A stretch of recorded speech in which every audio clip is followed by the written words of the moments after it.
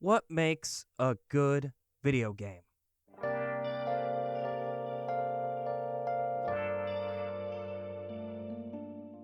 It's a question with different answers depending on who you ask. Some think it's fun and exhilarating gameplay. Some think it's an interesting and intriguing story. Some think it's having an emotional experience that they will never forget. A good game has one or two of these. A great game incorporates all three. They are rare to come by, and they can come from the most unlikely of places. For me, one great game comes to mind. A game people talk fondly about. A game that is critically acclaimed. A game I did not know existed until certain circumstances got me to play it. Allow me to share how it turned out this way.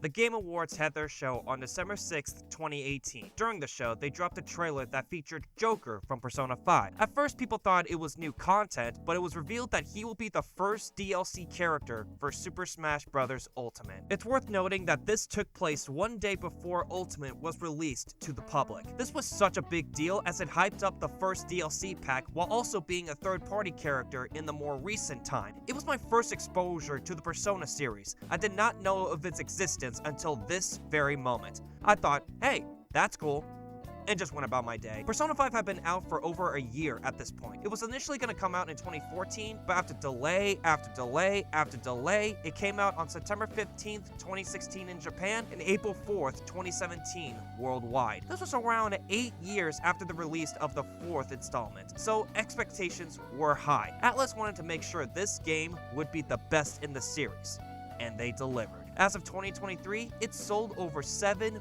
million copies worldwide, making it one of the best-selling games for the company. 2019 rolled around, and I kept hearing how good the game is. It got nominated for Game of the Year at the 2017 Game Awards, so there was a lot of buzz for it after the nomination and the character reveal, ranging from people on the internet to my own college roommate playing it with his friend one night. It was also when I got back into anime, so having an anime-style game should have been a match made in heaven for me.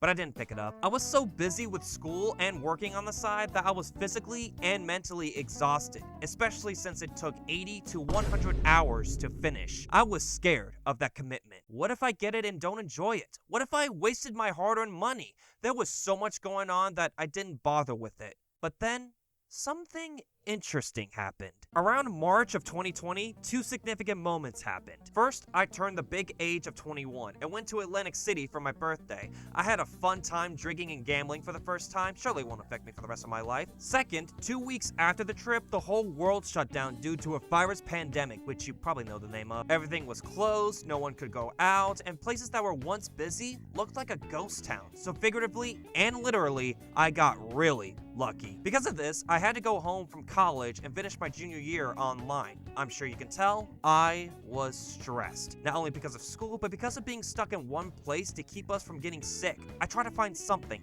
anything to pass the time in hopes that everything would open back up. Luckily, one quiet evening, I was scrolling through the PlayStation store, finding a game to buy, and I saw the Persona 5 icon selling for a cool $20. I was honestly flabbergasted. For comparison, this is the same price as Sonic Mania, a game that will take you 10 hours at most to finish. I got it for $11 because one of my friends added funds to my account to buy a Beat Saber pack. Since there was nowhere to go and I had a lot of time to spare, I decided to buy it. I got the game a few days before the remaster version, Persona 5 Royal, was released at full price. I justify it by thinking if I didn't like it, I wasted $11 instead of $60. After beating the original twice and Royal 5 times, I wish I played it sooner.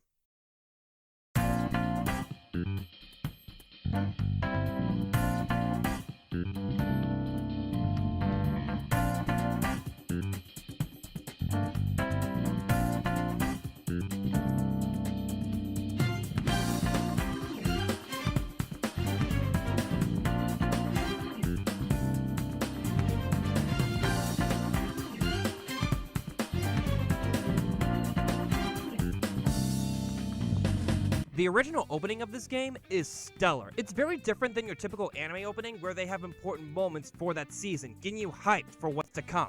Not with Persona, they're very subtle with what they show. It's just characters doing stuff, and that's about it. Although, I'm okay with it as to not spoil who they really are. I will say, if it's your first time seeing this, you would go, who the hell are these stupid little and this long-nosed looking ass bitch. Persona 5 is a JRPG that has two different settings, the first being the real world. Now before you get confused, hear me out. This is where you spend your time doing various activities either after school, daytime, or in the evening. You can study, read a book, work a part-time job, watch a movie or TV series, play video games, and so on and so forth. Doing these will level up your social stats, which you'll need to max out to hang out with certain people.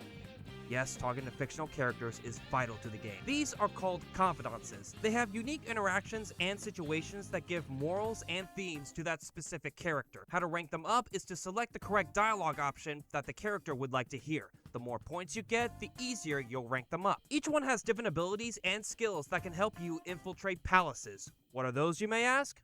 Well, they're in the second setting for this game.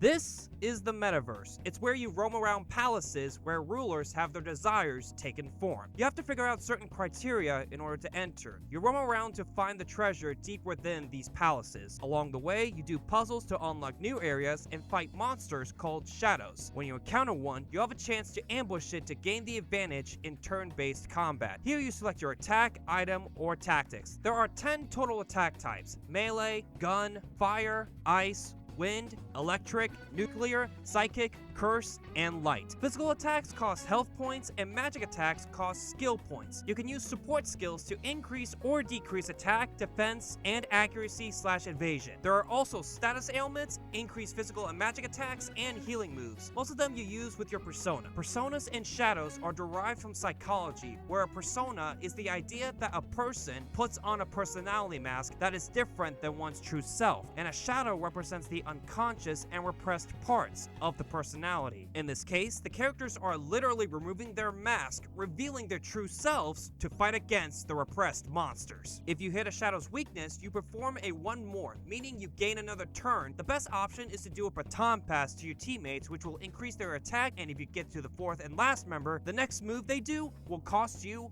nothing. Your party members have only one persona that has attacks and skills that are specific to that character. You, the main character, can wield multiple personas, so you have a lot of moves at your disposal. You can acquire personas by talking to a downed shadow and try to ease them into joining your team. You must select a dialogue that matches their personality. If they're gloomy, be nice to them. If they're upbeat, be the funniest guy on the planet. If they're timid, try to calm them down. If they're irritated, be the meanest, cruelest, egotistical shithead on the face of the planet. If you choose the correct dialogue, that shadow will join you and become your new persona. You can also ask for money, an item, or perform an all-out attack, which is a special move that deals major damage and get a cool KO screen when the enemies are defeated. When you're at the entrance of a palace, there'll be a cell door covered in blue you can enter. What is this, horny jail? I hope not. There's 2 lollies as guards. Welcome to the Velvet Room. It exists between dream and reality, mind and matter. The residents help the protag with a multitude of options. They create new personas by fusing them, use one as a sacrifice to strengthen another, or itemize it as a weapon, armor, etc. If there is one you had, you can buy it back from the compendium. Just make sure you register them with the skills you had previously. There is a level boost based on the arcana rank of the persona you are fusing. The higher the rank, the more powerful it gets. How do you raise these ranks? By hanging out with your confidences. This is how these two worlds collide, and it works surprisingly well. Not only you get a mini arc for that character, but they also give you buffs that'll help you with exploration. There is so much gameplay that it never gets boring. Everything you do can help with your infiltration, making yourself stronger as you progress. This game has a deadline mechanic that tells you how many days you have to make a successful infiltration, but it also says on the loading screen to take your time, telling you to not rush things and go at your own pace. Sure, you have a finite number of days, but they want you to think about what you want to do in those days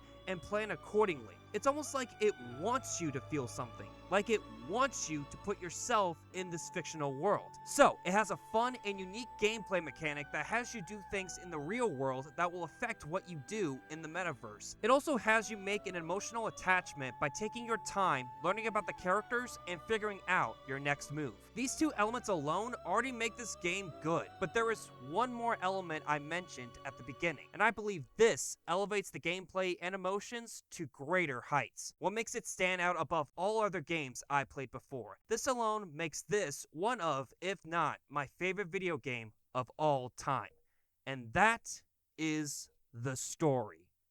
And my god, what an amazing story. I've heard so much about the gameplay that I barely heard anyone talk about the premise. Like, all I got was this nerdy hot guy got in trouble and transferred to another school, all because some drunk guy sued him and now he has the power to go into another world and steal people's treasure? I don't know, sounds like a criminal to me. I will warn you, it deals with really dark themes like suicide, sexual abuse, harassment. If you don't want to hear about them, I don't blame you for not sticking around. But I believe it tackles these themes very well, and I want to share this amazing work of fiction. With that said, it's time to oppose fate, desire change, and rise against the abyss of distortion.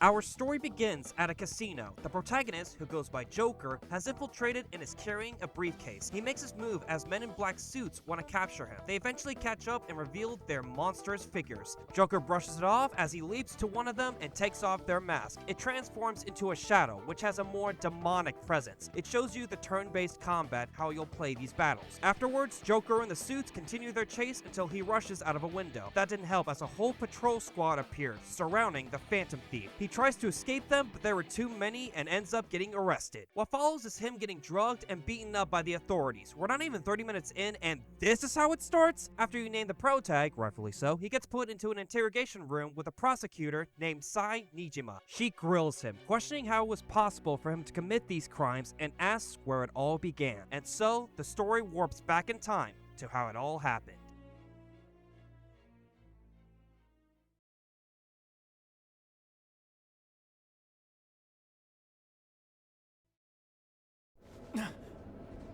It starts with Joker riding a train to the bustling city of Shibuya. He gets this weird app which was installed out of nowhere. Like any sane human being, he deletes it off his phone. Just forget that a demon appeared on the other side of the street, nothing to worry about. He makes his way to the streets of Yogenjaya and finds himself at a small coffee shop named LeBlanc. There he meets the owner, Sojiro Sakura, who will be his guardian for the next year. The reason he's there is when he was on his way home, he saw a woman who was getting harassed. He tried to stand up for her, but the guy that was bothering her got injured and sued him. They make it seem like Joker was in the wrong, but when you see it from his perspective, he barely touched the guy, and he was so wasted that he fell on his own. In theory, he shouldn't get in trouble for this, but this guy must have some high power because he convinced the woman to tell the authorities that Joker attacked him, leading to his arrest and transfer to another school. Now that he has a criminal record, everyone is giving him the cold shoulder. Teachers, students, even otherworldly beings treat him like trash. The Velvet Room reflects the state of the guest's heart. In this case, it's a prison cell. He feels like he's trapped both inside and out. Igor, the self-proclaimed master, reassures him that through rehabilitation, he'll avoid certain ruin heading his way. But enough of that, let's go to school! Woo!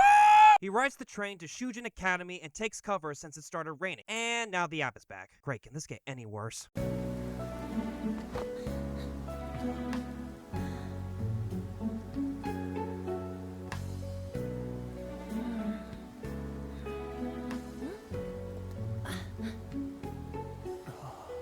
Say something, damn it! Look, I don't have a problem with silent protagonists, but these scenes make him look so awkward. He does have a few, and I mean few, spoken words, but it doesn't help that he just stands there most of the time. He mostly does your typical anime sounds. You know the ones I'm talking about.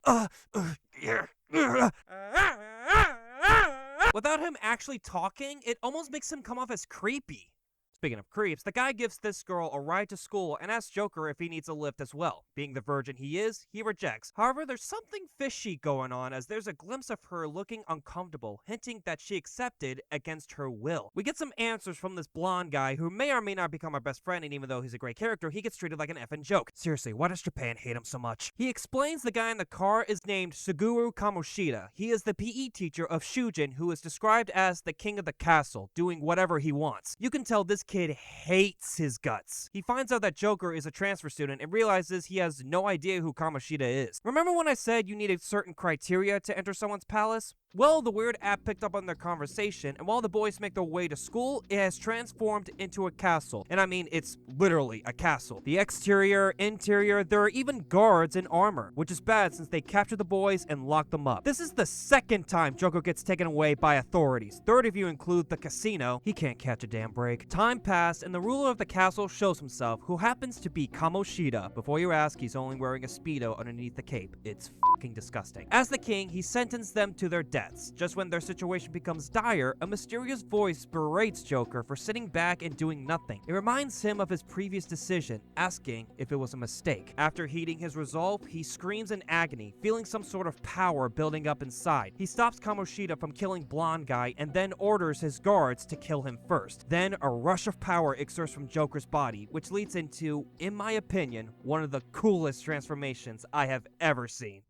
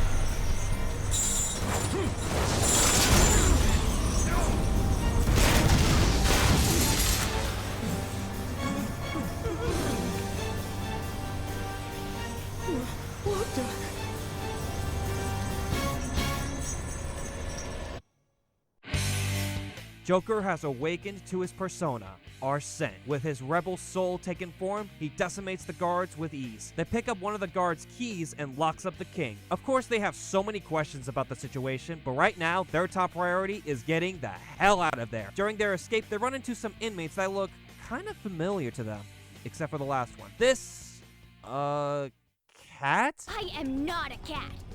Say that again and I'll make you regret it. Bite me. This cat is named Morgana. He pleases the boys to help him get out of his cell and in turn helping them escape. After some banter and hearing guards getting closer, they comply with his request. They run into one of the guards and Morgana fights them with his persona, Zorro. Eventually, they find their way out of the castle and back to the real world. Of course, everyone is talking down on them with skipping school and not believing they were in a castle, including Kamoshida himself. So they put their heads down and make their way back to class. To make matters worse, the students gossip about Joker and his criminal record. Already, he is not leaving a good first impression. The school day ends and he meets back up with the blonde kid on the rooftop who introduced himself as Ryuji Sakamoto. He reflects on what they just experienced and if it was for real. However, he brushes it off, thinking it was just a dream. The next day, Ryuji wants to check out the castle as he doesn't think it was made up. He then mentions he heard a voice coming from Joker's phone when they got out. Speaking of the phone, he was sent to the Velvet Room last night and was told about the Metaverse Navigator, which is an app that grants him access to palaces.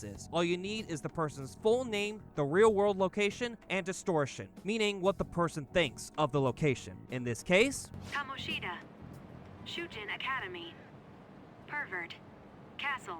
was that really necessary? Seems like there was a fourth prompt for the nav. I think it describes what a person is like, but this is the only time they did this. They're transported back to the castle and, oh look, Fantastico. All three go into the depths of the castle and what they found was horrifying. The guards are abusing the men's volleyball team. Ryuji, being frustrated, tries to unlock the cell to free them, but Morgana stops him, saying that the humans are Kamoshida's cognition. Saving them would be pointless as they're not real people. They even said that they would endure the punishment rather than being executed, whether it be getting whipped, running on an endless treadmill, or getting shot at with fiery volleyballs. After learning their faces, since their cameras don't work, funny considering they used an app to get there, they make their escape yet again, except this time, King Kamoshida stops them from doing so. He orders his guards to take down Joker and Morgana with great success. He then berates Ryuji for being so careless and reckless. This is where we get the history between them. Ryuji was the top star in the track team and was offered a scholarship at one point, point. He had a lot of promise until Kamoshida oversaw practice one day and was abusing the team. Ryuji stood up against him, even would go as far as using violence to stop him. But the coach broke one of his legs and crushed his dreams. Because of this, the team was disbanded and Ryuji was known as the track traitor. After some words of encouragement, he stands up against the king and tells him off. This leads him to awaken his persona, Captain Kidd. They beat the guards and make their escape again, but not before they see a familiar-looking girl with cat ears and a bikini offering herself to the king. Well, it can't get any more uncomfortable than this. What a meowvelous and beautiful girl! Jesus Christ, Garfield. Ryuji gives his resolve in helping the students in need and taking down Kamoshida. This is where you get your first confidant, and it does flash forward back to the interrogation room every time you unlock a new one and in certain parts of the story. It is cool for the first few times, but it does become annoying the more you play. The following day arises, and after having the volleyball rally and Kamoshida spiking one of the students right on the face, Ryuji and Joker start their investigation by getting info about the abuse. They ask them about their condition and bruises, but they wouldn't fess up. They did get a lead with a name, Mishima. He was the kid who got shit-faced from the rally. They try to get something, anything out of him until Kamoshida interferes and berates them for sticking their nose into his business. After he left, Mishima told them that there's no point. Everyone knows about the abuse, but they keep quiet since Kamoshida is renowned in such high regard. The reason is he won an Olympic gold medal in volleyball. Important note is he coaches both men and women, and they're renowned as well. It's unfortunate because the students can do nothing about it and won't be taken seriously if they say something. Ryuji and Joker regroup to think of a way to stop him. Call the cops? They wouldn't believe the castle story. Sneak attack? Well, if they fail, they would get in serious trouble. Seems like the only way to stop him is to go to the other world and punish the king. Just then, Morgana shows up as an actual cat. He does talk, but only the boys can understand him since they heard him speak in the metaverse. Everyone else just hears normal cat meows. How fucking convenient. They make their way to the rooftop, and Morgana follows up about them punishing the king. They must infiltrate and take down the palace. He explains that a palace is a manifestation of one's desire. If the palace is no more, then their desire would go down with it. To do so, they have to steal the treasure within, which is the manifestation of the ruler's desire given form. Since Kamoshida has no idea of what's going on in the other world, they would leave no trace behind. There is a caveat Morgana mentions. Desires are what people need to live, eat, sleep, fall in love. If those were to be removed, they might suffer a mental shutdown or even die. We have seen something like this before. After Joker got registered to Shujin, he and Sojiro got stuck in traffic because the trains got delayed due to an accident. It was caused by the operator who suffered a mental shutdown while the train was in motion. There have been other cases like this, and investigators are figuring out what the cause is, including Nijima. It's cool to see everything being connected and how these characters are involved. Now going back to Morgana's comment, it puts the boys in a dilemma. On one hand, it might be worth the risk, as Kamoshida is already a bad dude with abusing the teams and supposedly forcing himself towards female students. On the other hand, and Ryuji says it best, if we just go around secretly doing whatever we want, we'd be no better than that effing Kamoshida. this may be the only option, so they table it for now. As Joker makes his way home, he runs into the blonde girl from earlier who was in the middle of a heated phone call. Eventually, the other line hung up on her and she started breaking down crying. She saw Joker hear the convo and told him it was nothing before running off. He catches up to her and they go to a place to sit down. We then get her side of the story as to why she's feeling this way. You've heard the rumors, haven't you? About Mr. Kamoshida. Everyone says we're getting it on. But that's so not true. That was him on the other line. I avoided giving him my number for the longest time. He told me to go to his place after this. You know what it means. If I turn him down, he said he'd take my friend off as a regular on the team. I've been telling myself this is all for Shiho's sake. I can't take it anymore.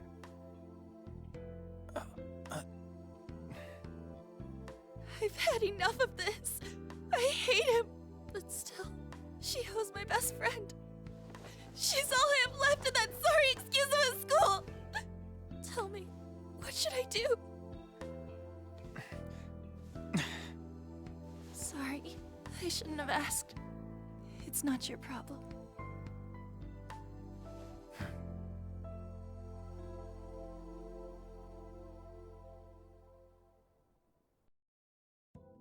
This is on to Kamaki. She works as a part-time model after school and gets a good amount of attention for her looks, and that includes Kamoshida. There is one scene where she tries to dodge his advances by saying she's working more than usual and has been feeling unwell because of it. Despite the bad acting, she does her best to excuse herself from him. The reason she offers herself towards him is so her best friend, Shiho Suzui, can have a starting position on the volleyball team. She's her only friend in Shujin and would do anything to support her. In one scene, Suzui has a bruise above her eye because of practice. Even she is dealing with Kamoshida's abuse. There is another scene after where Joker talks to her and she's very nice and considerate, which makes you care for her considering every other student is an asshole towards him. This was the scene that got me hooked. Not the flashy turn-based combat, not the cool Persona Awakenings. It's scenes like this where it hits you the hardest. I couldn't believe it. Hearing On's situation makes you want to help her in any way, just comforting and reassuring her that everything will be alright. The same can't be said for Suzui. She was told by Mishima that Kamoshida wants to see her, but doesn't know why.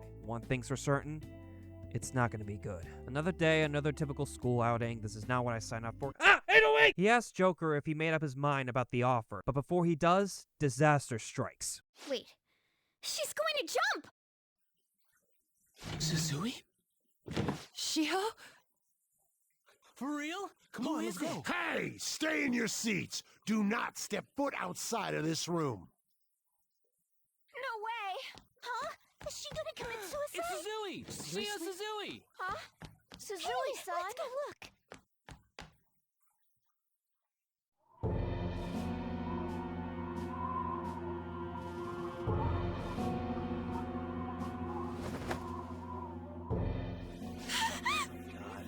I thought the game was already dark, but this is insane. Thankfully, she's conscious, but is hurt pretty bad. She gets sent to the hospital with An accompanying her. Being horrified, Mishima stumbles out of there, and the guys notice this, feeling that he knows something. They confront him and assure him that they won't rat him out. He tells them that she was called out by Kamoshida. He usually calls students into his office whenever he's mad and beats them, but yesterday he called her out of the blue. I believe it's because An didn't meet up with him that he got really irritated, and so it was, as he states, worse than usual.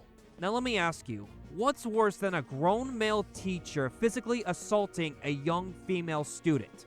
I'll tell you, just replace the word physically with sexually. They don't say it outright, but it's implied that sick son of a bitch did it. Ryuji storms into the PE faculty office to tell him off. He retorts, saying they have no proof of his actions and can't even get a statement from her because she's in a coma. He announces that he'll have all three of them expelled at the next board meeting, which is about 2 weeks' time. He even states that he forced Mishima to leak Joker's criminal record. So we need to kill this man. I really like how before this, you had to think about the morality of the situation. Is it worth the risk to kill a bad man? Would that make you better? It really makes you think on what the right thing to do is. Now that morality has thrown out the window, I now despise this douche with every fiber of my being and want him dead. Someone almost died because of him. I don't see him as a bad person. He's a horrible monster. The boys agree with Morgana's plan and all three make their way to the palace to steal his desire. An was able to sneak her way in as she was curious about what they would do to him. I'm sure you're wondering why I call the protag Joker. That is his code name given by Morgana as they want to conceal their identities in the metaverse and he is the wild card of the group, which is fitting considering they find out shortly that he can wield multiple personas. Ryuji gets Skull for his mask and Morgana gets Mona because it's a shortened version of his name. During their infiltration, they run into a safe room, which there are multiple of them scattered all over the palace. They allow you to exit the palace, transfer to another safe room, or save your progress, which has a story element with being Joker's probation journal. I can't imagine how he wrote his infiltration days. April 11th, 20XX. Today was my first day at my new school, Prison Academy. It wasn't too bad. Made a new friend. We were late to class because the school transformed into a castle, got captured by knights, was almost executed by our PE teacher, but I gained a supernatural power which I used to eliminate the guards, met up with a monster cat who claims to be human and helped us escape within the skin of our teeth. The commuter train got delayed.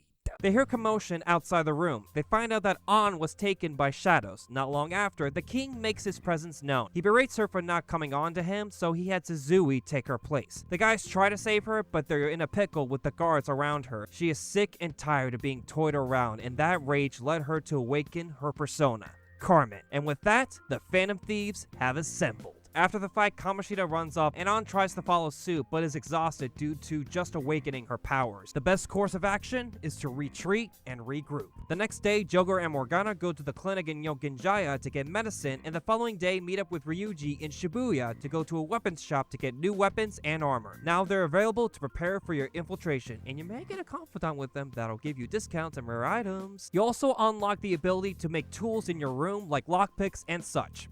Oh, and Morgana is living with you from now on. Now that you have a full party, have shops for supplies, and a deadline to successfully secure an infiltration route to the treasure, you can go about your days however you want. It only took us about 3 hours to get to it though. Persona does get criticized for having long intros, but they are necessary to help set up the story, world, characters, and gameplay. Also, An gets Panther as her codename once you start infiltrating the palace. She's a cougar.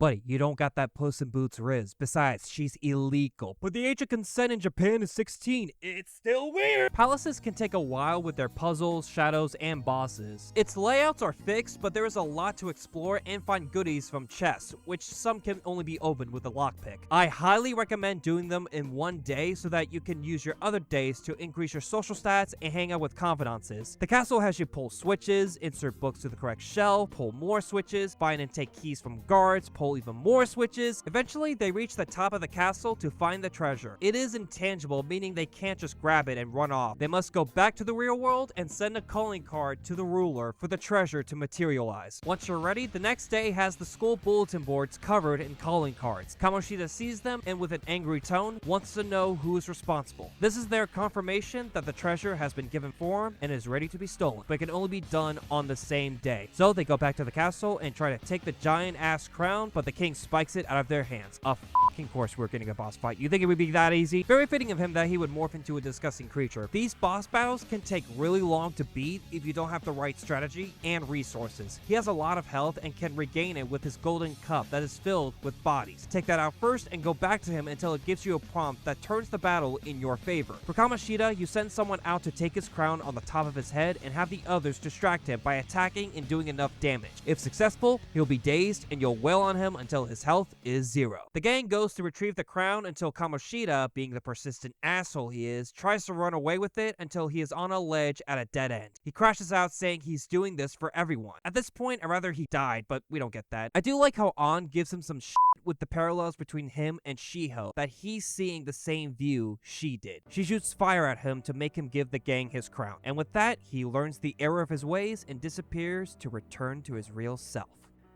Oh yeah, I should mention that when the rulers know more, the palace crumbles. Once they're out, it's revealed that Kamoshida's treasure is a gold medal. It symbolizes that he was still holding on to his formal glory. Well, all that's left to do is wait until the deadline approaches. Once it does, the principal held an assembly regarding the Susui situation. Just then, Kamoshida enters the auditorium, claims to have been reborn, and goes up on stage to confess everything. Verbally assaulting students, physically abusing both his teams, and sexually harassing young females. He states he will take responsibility and kill himself for it. An wasn't gonna let him off the hook, stating Shiho is still alive even with the pain she endured and that he has no right to run from this. He agrees and will turn himself in to the police, atoning for his sins. This means stealing his treasure doesn't make him have a mental shutdown and cause them to have so much weight that they change their personality completely, wanting to take responsibility for their actions. The gang meet up on the rooftop and they get the news that Shiho has regained consciousness and reflected on their battle against Kamoshida. They want to celebrate this occasion by selling the medal and using the money to go to a high-end buffet during Golden Week. They indulge until the boys excuse themselves to go use the bathroom. While they made their way back, they get bumped by men in suits with the one in the middle standing on business, barking orders. That man's voice reminds Joker of the guy who got him arrested. When they return, An becomes hostile as a lady bumped into her and blames her for dropping her plate. This gets Ryuji thinking.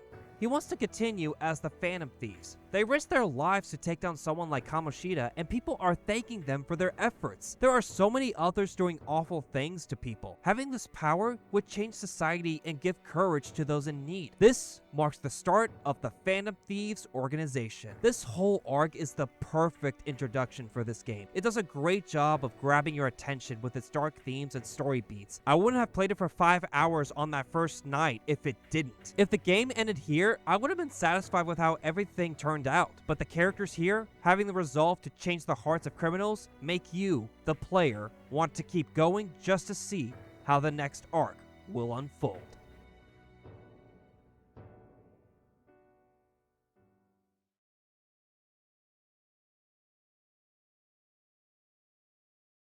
They meet up and discuss who their next target should be. Before they can figure that out, Makoto Nijima interrupts the party. She's the student council president who is looking into who the Phantom Thieves are, mostly from Principal Kapayakawa's orders, and that he'll give her a letter of recommendation to any college of her choice. I'm sensing a theme here. So they go to Shibuya Station to continue their search. Luckily, Mishima created the Phantom Aficionado website, a blog that is all about the Phantom Thieves and where people can post on whose heart they want to change. Morgana asked them to find a name on there, and they got Natsuhiko Nakanohara, who is stalking an ex of his. Morgana asked Ryuji to put it in a nav, with the location being Mementos. Come to find out, Mementos is everyone's palace. It's where the collective unconscious resides and where people's shadows are who don't have a strong desire to have their own palace. But enough of that, let's drive the monobus! Woo! Eventually, they find and beat Nakanohara's shadow. Before he disappears, he asks them if they can change Madarame's heart, wherever that is. They continue exploring until they reach a dead end, except it opened because people are more aware of the Phantom Thieves and granting them access to go further down. Now you can explore through Mementos if you're craving that turn-based combat at any time. You also unlock requests where you can change people's hearts who reside there. As the gang make their way to school, a suspicious person follows with his eyes set on An. Luckily, the guys step in to protect her. Let me guess, the person is an old ugly bastard who gives money in exchange for services, maybe a teenager who is just down bad, or how about a decent looking guy? Huh.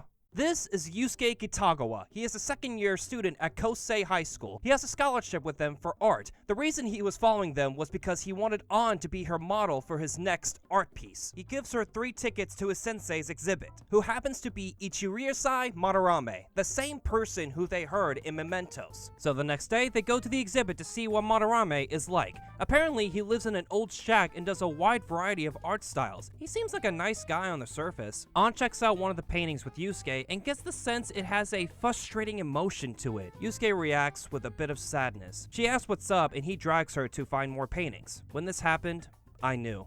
He's the one who painted it, and Madarame is taking all the credit. We get more info about it when the gang are reading posts online regarding the plagiarism. They want to ask Yusuke to confirm this. Luckily, An got his contact info and address since he still wants her to be his model, which happens to be Madarame's shack. They visit him, and when they ask about the plagiarism, Yusuke yells at them, saying that the rumors are false. Madarame arrives and asks him to forgive them. He understands that not everyone will like him and his teachings. Yusuke apologizes and says he's still open with the modeling session. It seems they are fine guys, and maybe they shouldn't pursue any further. Morgana suggests opening of the metanav just in case it picked up on their conversation. Sure enough, it did, and confirms that Madarame has a palace. They try to come up with stuff that he thinks the shack is. It turns out to be an art museum. They start investigating to see what the inside is like. The portraits display individuals all over the place, including Yusuke. They get to a gold sculpture that has people swirling around with them crying and in pain. It has this unsettling and frightening feeling behind it. This tells us that these people are most likely Madarame's former/current pupils, and he sees them as tools to use for his own personal gain. Even though it seems that way, it might be better to confirm it from Yusuke himself one more time. An accepts his modeling offer to do just that. It's an awkward situation with An posing, Yusuke painting, and the guys just chilling on the sideline. Morgana gets bored and goes out to investigate. Sometime later, Yusuke asks to reschedule since he wasn't in the right headspace to paint. Ryuji gets impatient and wants to know if Madarame is using him. Yusuke claims that he is in an artist's block and he offers ideas to him, so it's not plagiarism. After some more bickering, he says he'll call the authorities if the guys show up here again. Not An, because he still wants her to model so that he can create the best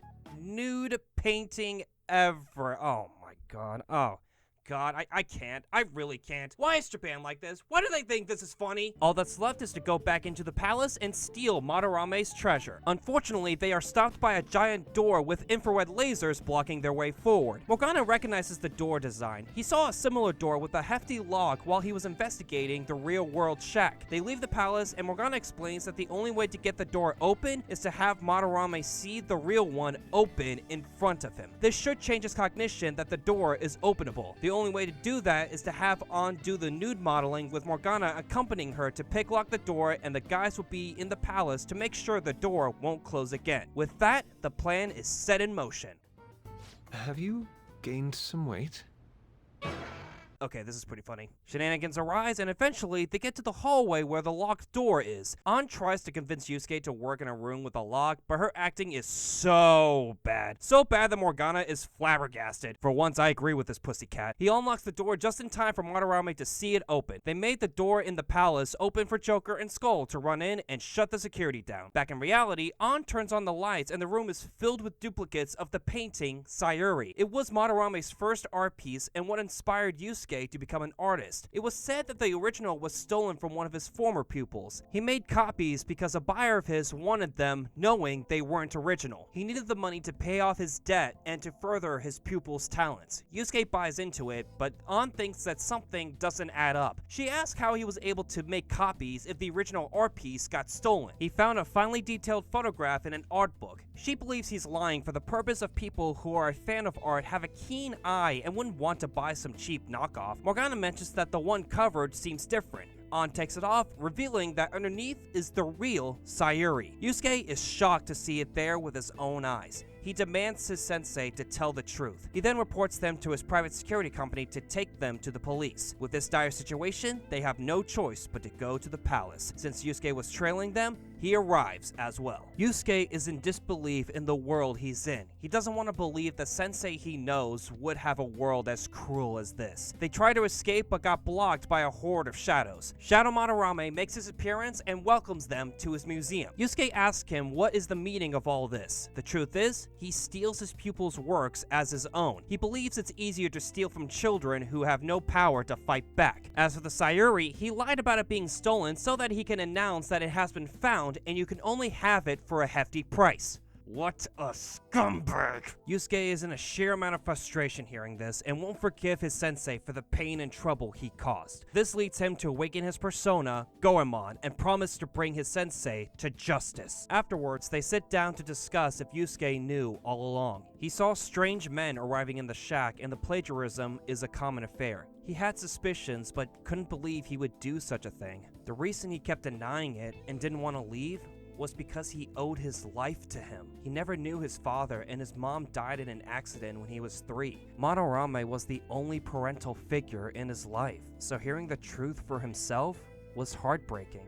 I honestly feel sympathy for Yusuke. To have someone be so nice and generous towards you, only for that reality to slap you in the face to reveal the kind of person they truly are. It's a devastating feeling, and I don't blame him for sticking around. He had nowhere else to go and was forced to endure this punishment. At least now, he has the resolve to fight back and joins the Phantom Thieves. He informs them that Madarame is taking legal action against them after his exhibit is over. They only have so much time to steal his heart, so the sooner they can secure a route, the better. Madarame's palace offers interesting traversal. There's one section where you go inside paintings and must navigate to the next path. Another is this golden looking area, and the only way through is to choose which Sayuri painting is the real one. It shows that art means nothing to him and wants to profit from his sturdy schemes. They get to the treasure room only for it to be surrounded by security lasers. They find a security room where they can shut down the power, but not the lasers. Luckily, there's a hook up in the ceiling and the lasers are not covering the top. The plan is to shut down the power, lower the hook, and grab the treasure. The gang split up to their respective roles. Skull will be the distraction for the security guards, Panther shutting down the power, Mona tied to the hook thanks to Yusuke, who goes by Fox, and Joker with lowering the hook.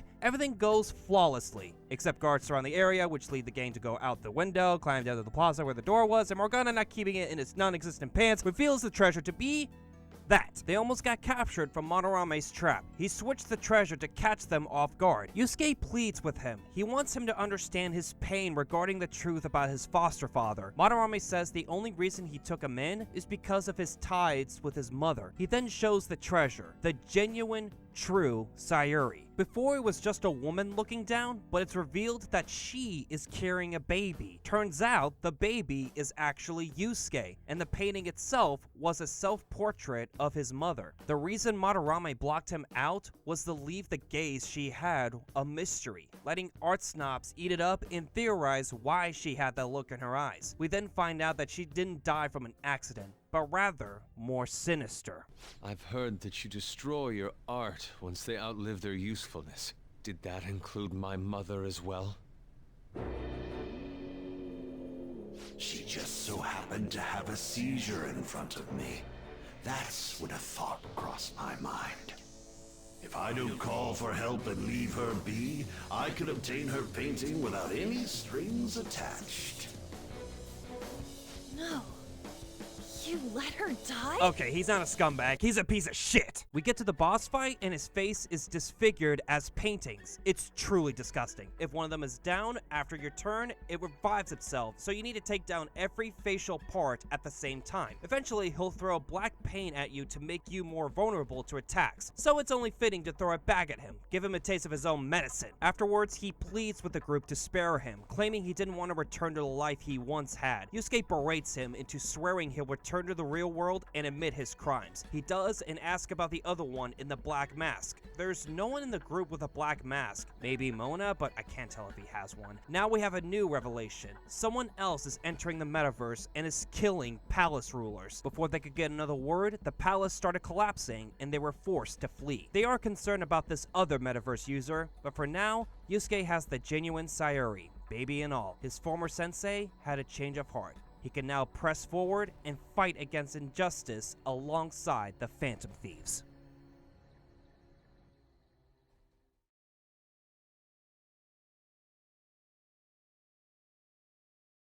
It's time to wind down and go on a field trip. Sometimes I forget they're high schoolers. They visit a local TV studio to learn the intricacies of making a show. Once it's over, the game plan on their next move. Morgana suggests going to that pancake-looking place they passed by. Ryuji figures out he was talking about the amusement park, Dome Town. Just then, a guy with a briefcase passes by and starts talking to them. He introduces himself as Goro Akechi. He'll be doing an interview with the station tomorrow. He asked them if they were having cake because he thought he heard someone talking about pancakes. Wait, was Morgana the only one who said pancakes? We learn from the interview that Akechi is known as the high school ace detective and is looking into the Phantom Thieves. He thinks that the group does exist, but that they should be tried in a court of law. He acknowledges that what Madarame did was unforgivable, but the Phantom Thieves are taking the law into their own hands, forcefully changing people's hearts. He wants to hear more opinions from the audience. Don't pick him, don't pick him, don't pick him, don't pick him, don't pick him, don't pick him, don't pick him. God damn it, God damn it, God damn it! Akechi finds Joker after the interview and is intrigued with his opinions on the Phantom Thieves.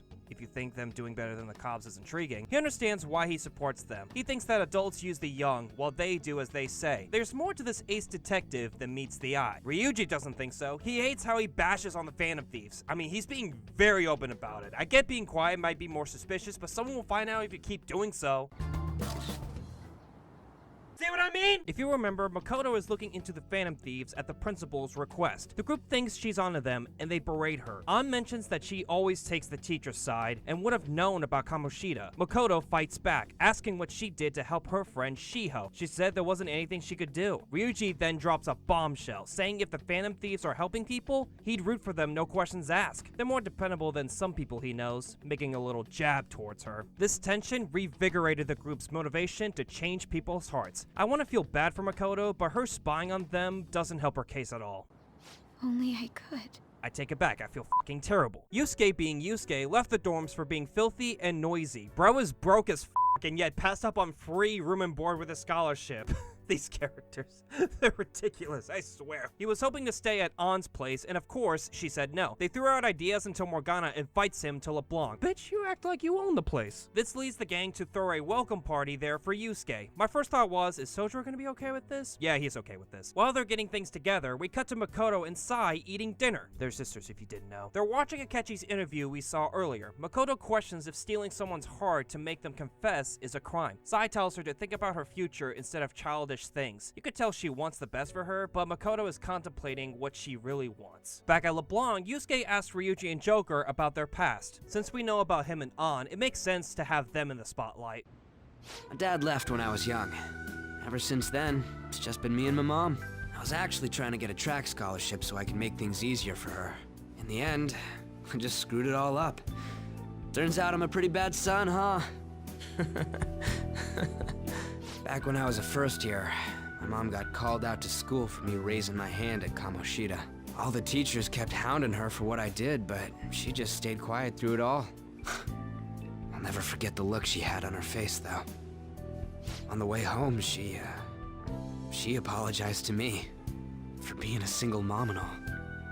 Why the f does every character have a sad backstory? We know about Joker's past from earlier, but now with some more insight. After the guy fell, he told the girl to make a statement to the cops that he suddenly attacked him. Once the cops showed up and asked what happened, she said exactly what the guy told her to say. They then arrested Joker for assault and is now living with a crime he was falsely accused of. Unfortunately, he doesn't remember who the guy was because it was dark and he was in shock. I don't know, he looked like a similar guy we ran into at the buffet. This makes the gang feel like they have this bond with similar backgrounds and want to punish rotten adults and help the weak. Morgana doesn't have a past to remember, so he feels like he doesn't fit in. The gang reassures him that they wouldn't find a bigger misfit than him, and the reason for going into Mementos is to get his memories back. We move on with Akechi meeting with Makoto, and they discuss the matter regarding the Phantom Thieves. Makoto mentions that Akechi criticized them, yet doesn't doubt their existence. He thinks that details are more logical if he thinks they exist. He seems to enjoy it since they have different views, almost as if he considers them as rivals. Of course, he thinks he's on the side of justice and uses his natural-born talents for the sake of the world. He asks her if she thinks the same about herself.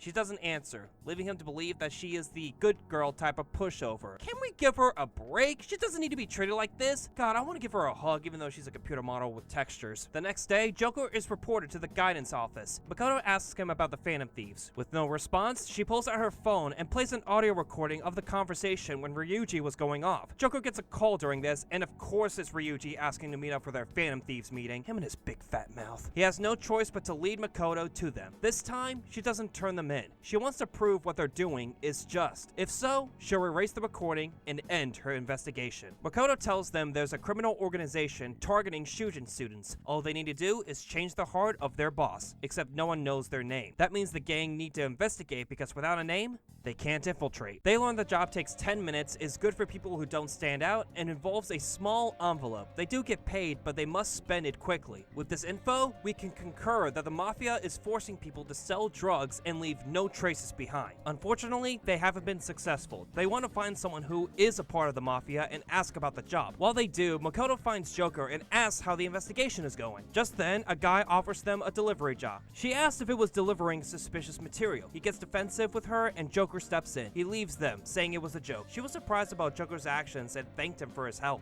The thieves regroup and have nothing new to offer. They need to find intel and fast. If only there's someone that has what they need. They realize they have contact info from that journalist they met while they were at Monораme's shack. She wanted to see if they had info regarding the stolen Sayuri. I thought this was a weird scene to have, so I brushed it off thinking it wasn't important. At least this will help with their investigation. Joker meets up with her and she'll give him info if she can connect with someone that was affected by Kamoshida's abuse. There are tons of people to choose from, so that was no biggie. We finally got a name. Junya Kaneshiro. Now we can crack down on the keywords. He's exchanging money from people, so a bank makes the most sense. Location? That's a bit difficult. There is no physical place he would be at, so it comes down to having to take money from his victims' wallets. But he's taken over all of Shibuya. How do you pinpoint? Oh, that's literally the answer. Once they enter, the civilians have been replaced by walking ATMs, representing that bastard's cognition of people. They try to find where his palace is, only for it to be floating in the air. With no way of getting up there, they leave the metaverse for now. Back at the Nichima household, Makoto asks Sai if their father would have believed that the Phantom Thieves were in the right if he was still around. She doesn't care about it and that he died because of his lofty sense of justice. Isn't it about time you grew up and acknowledged our situation? Right now, you're useless to me. All you do is eat away at my life. Girl, take a nap, have a drink, smoke a cigarette. Just because work is stressing you out doesn't mean you have to take it out on your sister. Makoto meets up with the Phantom Thieves to see how they're doing, and An straight up calls her useless. This reminds her of the insults Akechi and Sai said to her, even though it was not that long ago. She has had enough. She storms off to find Kaneshiro herself. How? By getting captured from the Mafia. She's being too reckless, but after all the shit she went through, I don't blame her. The gang go after them, only to run into the Mafia boss himself. He takes advantage by taking a picture of them with the alcohol and requests to bring 3 million yen if they don't want to get in trouble. You can tell he's a money-hungry jackass. See, if this was New Game Plus, Joker would have had the money for it. Makoto apologizes for her behavior and to drop the case with Kaneshiro. They can't since they're all caught up in this mess. Ryuji mutters about what to do with the bank, but Makoto was listening in before Yusuke stopped him. Him and his big fat mouth. Morgana suggests bringing her along because she is a customer of Kaneshiro. With that, they made it into the bank. They get directed to the back with Shadow Kaneshiro reminding them of their debt. He keeps screwing them over with offering a loan with a 10% interest a day and saying young women lack strength and they only exist to be devoured by the strong. Well, you too. He summons a squad of guards one by one. Being too overwhelmed, they try to retreat only to be stopped at the entrance. He shows himself to them and boasts about having money, being at the top of the food chain, yada yada. I need someone to crash out on him. Shut your damn mouth, you money-grubbing asshole! With this final push, Makoto awakens her persona, Johanna. Yes, her persona is a motorcycle.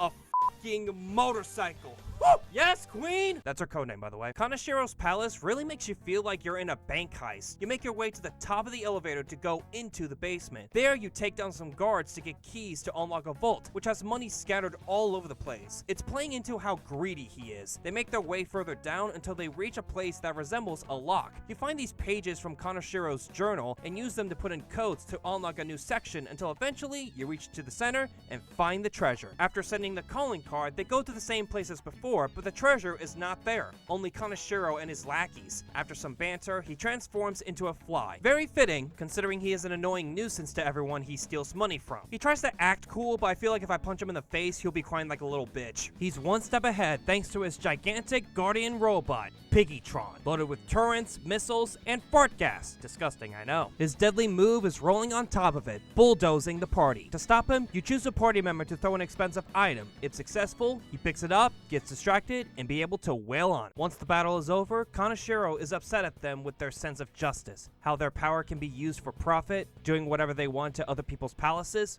Of course, they're not like that. He then lets them in on a little something. There's a criminal out there using palaces to do whatever they please. Psychotic breakdowns, mental shutdowns, anything goes. They ask who it is, he doesn't give it to them, saying they're nothing compared to the criminal. Well, f*** you too. They go back to Joker's room to open the golden briefcase, which is Kaneshiro's treasure. Makoto opens it on the first try, and inside holds 30 million yen. I know the exchange rate fluctuates, but using the metric of $1 equals 100 yen, that means they have $300,000 in their possession. One small problem.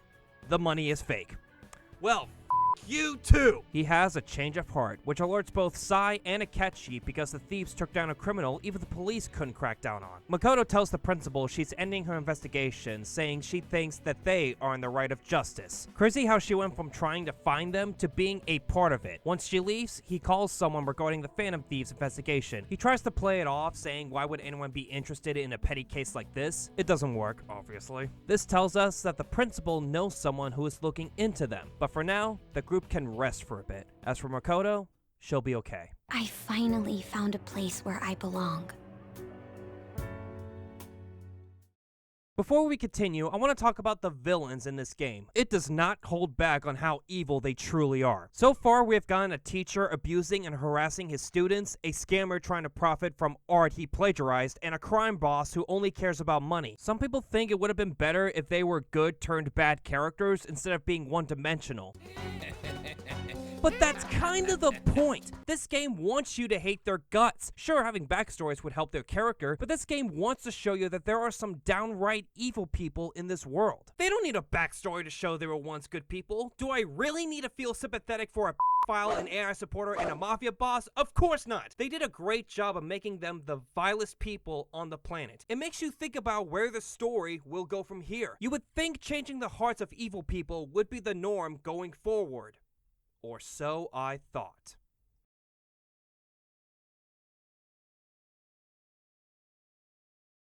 The gang meet up at LeBlanc for a study session and figure out their summer plans. During this, a girl with orange hair is listening in. Seems like she wired the cafe. Not only that, but a hacker group called Medjet calls out the Phantom Thieves, saying they will bring the hammer of justice upon them. And if that wasn't enough, another hacker who goes by Alibaba messages Joker and wants to make a deal. He'll give him and his group some info regarding Medjet if they can steal the heart of his request. He then sends what appears to be a calling card to the cafe later that night. He messages him about it the next day. He thinks that a heart can be stolen as long as they have a calling card, but they need a name in order to do so. Joker asks whose heart it is. He replies with Futaba Sakura. Here's the interesting part. Sojiro's last name is Sakura. It might be a coincidence, but with the card sent to LeBlanc, he might be related to all this. Joker arrives home with Sai confronting Sojiro. She'll take him to court to have his custody of his daughter revoked under the suspicion of abuse. This confirms that Futaba is Sojiro's daughter and he's allegedly abusing her. Is he the type of person who would do that?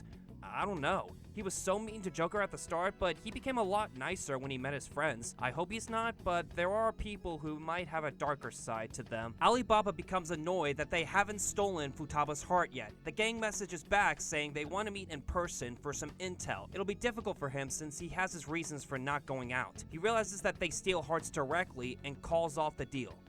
Well, that's just great. Without Alibaba, they don't know how they'll deal with Medjet. Ryuji says they haven't done anything since their call-out, so it might be a hoax. After the gang had sushi the next day, they ran into Akechi at the station. He recently joined the investigation team looking into the Phantom Thieves. He then asks them if they saw Medjet's declaration of war. They freak out trying to find it, which leaves Pleasant Boy questioning their reactions. They play it off by saying they're huge fans of the Phantom Thieves. He thinks there's more to it, as his profiling leads him to think they're a group of juveniles, their first target was a teacher at Shujin, and they began their activities in April. It almost seems like the Phantom Thieves coincides with the group in front of him. Once he leaves, On reads Medjet's statement. They'll give the thieves one last chance to repent. They must reveal their identities to the public or Japan's economy will have sufferable damage. Makoto brings up a good point regarding Alibaba. He sent the calling card to the cafe. On top of that, he can check Futaba's condition and is unable to meet in person. She believes that Alibaba might be Futaba herself. They visit Sojo's house down the block to confirm. No one answers, but the gate is unlocked. Time to trespass, I guess. Boo! Sojiro enters thinking strangers broke in, but it's just Makoto wrapping around Joker's leg, all scared. Totally normal here. We get confirmation that Sojiro does have someone living with him and that it's his daughter. He requests everyone to go to the cafe to tell Futaba's story about her parents and how she ended up this way. Futaba's mother and I knew each other long before Futaba was born. Her mother was a bit of a weird one, but we got along well for some reason. She was sharp-witted, somewhat stern, a little socially inept, but always carefree. She truly was a great woman. When something piqued her interest, that'd be all she focused on. She always worked deep into the night. I thought that'd change after her kid was born. But having Futaba didn't do much. Even with that, she always took good care of her. I guess raising Futaba alone turned out to be tough on her in more ways than one. There wasn't a father. Well, there probably was one. I didn't know him, though. She never said a word about him either. She was single when she gave birth to Futaba, and single when she raised her. They were an ordinary, loving family. You could really tell how much she cared for Futaba. But one day, she left, leaving Futaba behind.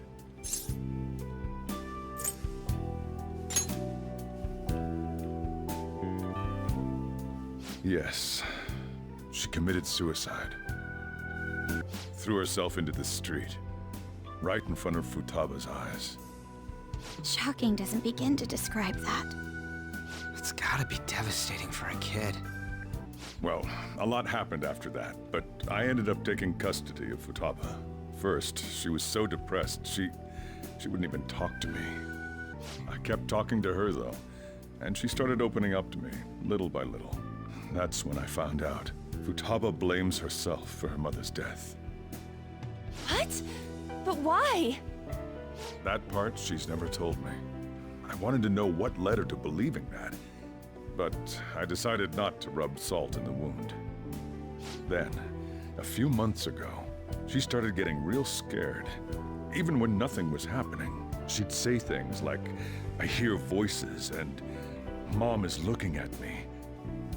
Visual and auditory hallucinations.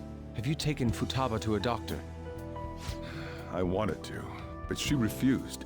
Even when I had a doctor come, she locked herself away in her room. Since then, she's become what you'd call a shut-in.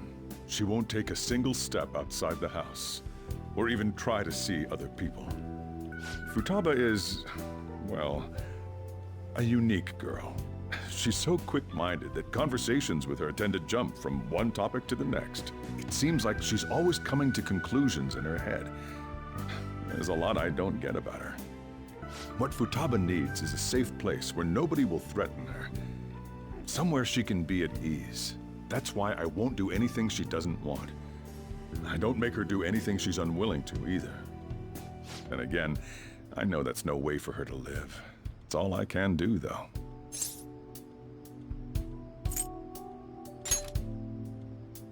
What I desire, huh? I know it's cliché, but more than anything, I want Futaba to be happy, like a normal person.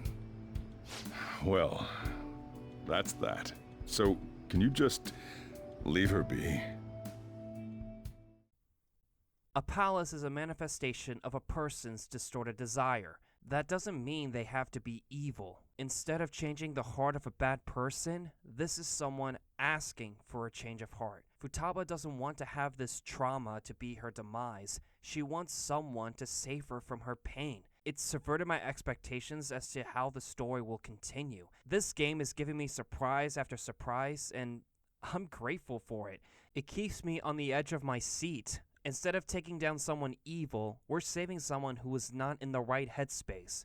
The Phantom Thieves will steal Futaba's heart to save her and have her take down Medjed. They try to talk to her to get her keywords. Their message is she is living in pain and that Sojiro's house is her tomb. More specifically, a pharaoh's tomb in the desert. She keeps herself isolated from the outside world and wants to lay rest in her own room. Since she asked them to change her heart, they are not in their usual Phantom Thief attire. They are greeted by Futaba's shadow, who asks them why they're here.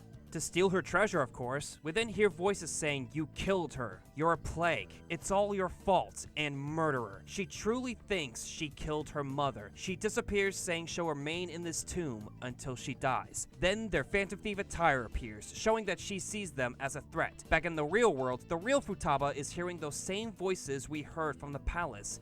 It makes you feel bad for her having to go through this mental crisis. It shows that this is unlike any infiltration before. To progress further, they need to take back an item that was stolen from her. They go into town to find the bandit. You must corner him to this alleyway to fight him. Make sure to eliminate the shadows to make it easier. Once defeated, they meet up with her again to give it back. She lets you keep it as it's a map of the tomb to help with your infiltration. Unfortunately, the gang fall from a trapdoor into quicksand. They get out and suspect these happenings are from Futaba's cognition of pushing people away unintentionally. All the more reason to change her heart. The underground has you moving around from one section to another, whether it be opening treasure chests or finding an exit. When you get back to the initial entrance, you must explore the side areas to unlock the doors leading up the stairs. Usually you solve binary codes and move orbs to places where it'll unlock more areas. Be careful, as there are traps blocking your path and enemies appearing out of coffins. At the end of each area, you'll do a puzzle that is a mural of her past. The first has men in black suits reading her mom's suicide note, saying her daughter was a bother and never wanted to have her. The second has her mom jumping into a speeding car in front of her, detailing her mom's suicide. The last has a young Futaba nagging her mom about eating alone and wanting to go on a trip with her mom being bothered by it. All these reasons are why she blames herself for her mom's death. At the very end lies a door to the Pharaoh's chamber in which they can't enter. They need the real-world Futaba's permission to progress. Speaking of, she gets the Metaverse Navigator on her phone. Then her shadow appears right before her eyes. She questions her about blaming and shutting herself from the real world. How long will she avert her eyes from the truth and remember what really happened? Since she is relying on the Phantom Thieves, her shadow will kill them if she continues this path. I really like this internal struggle. It shows there's more to the incident than what she is internalizing. The gang show up outside her room and need her to open her door to steal her heart. At this point, it's better to be honest. She lets them in, and her room is not in the best shape. Trash bags by her bed, pages from books on the floor. This shows she's been cooped up in her room for a long time. As for Futaba herself, she's hiding in the closet, shutting herself in till the bitter end. Morgana mentions that even with the door open, they'll be stopped by a barrier in front of the treasure. They explain that she needs to change her cognition, which she understands easily. Remember, her mom was researching cognitive science, so she knows about the other world. Then, An asks her an important question.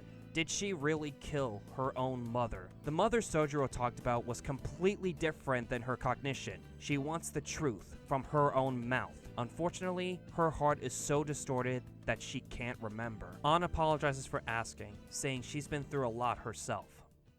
And then, Futaba faces her fears and opens the closet door. Thing is, she thinks the change of heart happens right then and there. All she needed to do was open the door so that they can go into her palace and steal her treasure. Crazy that this game can go from sad and depressing to lighthearted. One last thing is to give her the calling card, and with that, we'll be able to save her. They enter the door, which takes them to an area crawling with shadows. When they reach the elevator, they arrive at a tombstone that has the treasure inside. Unfortunately, they get stopped by a giant sphinx that resembles Futaba's mom. They try to fend off against her, but with her flying in the air and attacking from above, it looks like they got the work cut out. At the same time, Futaba entered her own palace thanks to having the nav and figuring out the key words. Shadow Futaba shows her the murals we saw earlier. She wants her to remember what happened with the last one. She recalls her mom being too busy with her research. She threw a tantrum and got scolded for it, thinking she was a bad daughter.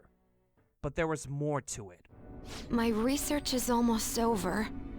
Once it's finished, we can go wherever you like. I'm sorry I've left you alone for so long, Futaba. Please try to understand, though. This research is really important. I need to complete it. Even if it costs me my life. What? She smiled. Wakaba was a good mother. Futaba thought she hated her due to maternity neurosis, but she was so nice and caring towards her, even with the research she's been doing. However, Futaba meets up with the thieves who are having trouble. She is appalled seeing her mom like this. It causes her to have hallucinations. The men in black suits reading the suicide note, her mom screaming in agony. Then, Shadow Futaba appears and pushes her to remember that moment. Would the mother she loved say those horrible things to her? Would she commit suicide to leave her precious daughter behind? No.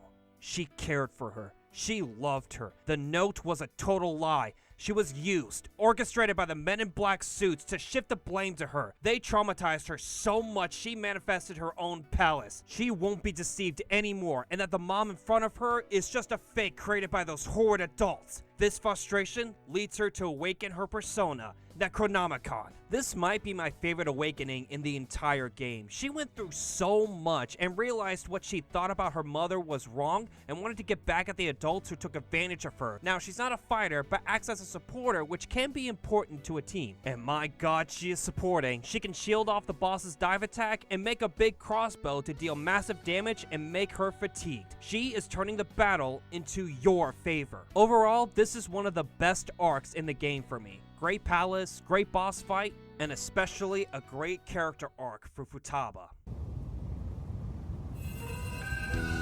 Another thing showed up? Mom? Huh? Futaba. Thank you for choosing to remember the real me. I'm sorry for being so selfish. Mom! Don't come over here. This isn't where you're supposed to be, is it? But I finally got to see you again. Are you being selfish again?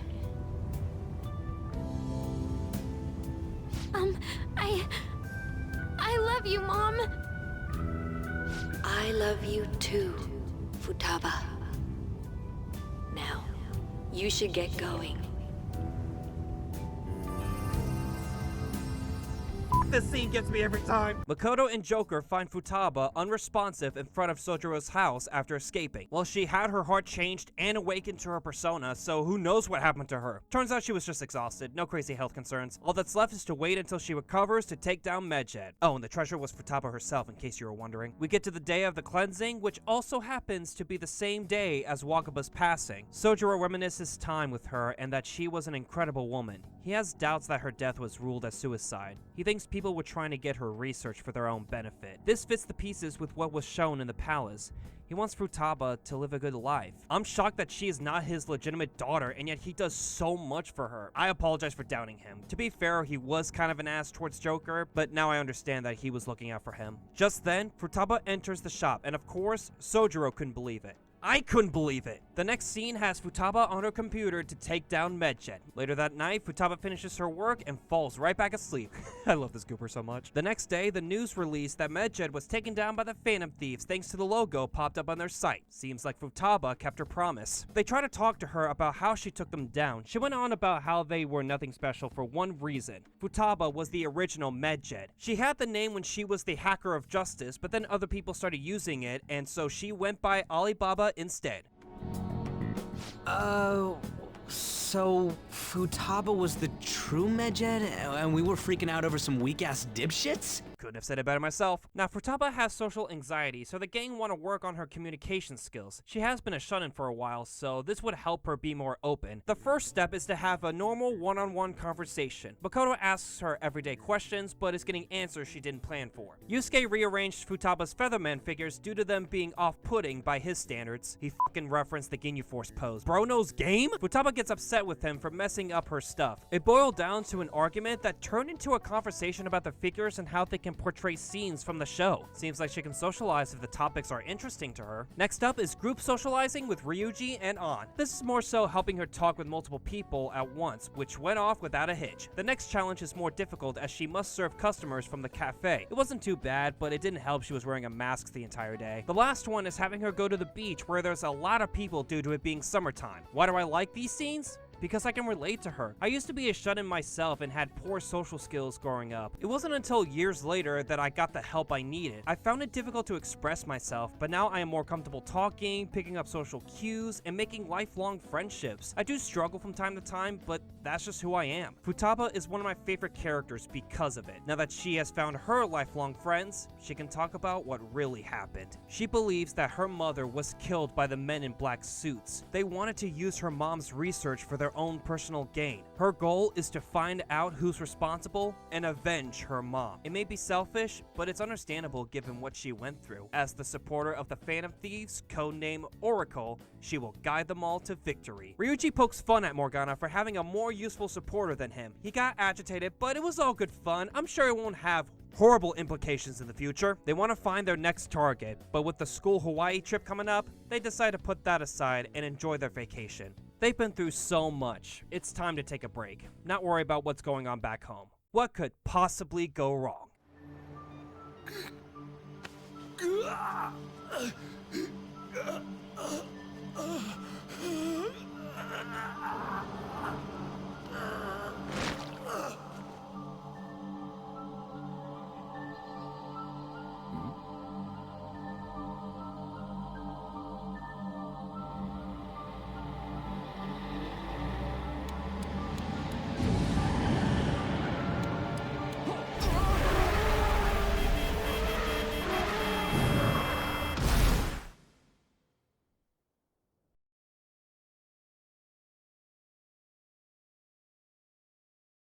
After returning from Hawaii, they get back to work on finding their next target. Mishima created a rankings list on the fan site to see whose heart the public wants to change. Kunikazu Okumura is at the top of the list. He is the CEO of Okumura Foods, which is under fire for having an unhealthy workplace environment. Ryuji thinks that's enough to go after him, but the rest don't want to act recklessly. Thanks to them taking down Medjed, they are more popular in the eyes of the public. They also found out the principal died, so they should wait until everything calms down first. Because of this, they unanimously decide not to go after him for the time being. Sheesh, some team you are. What's with all the hesitation? I can't stand this.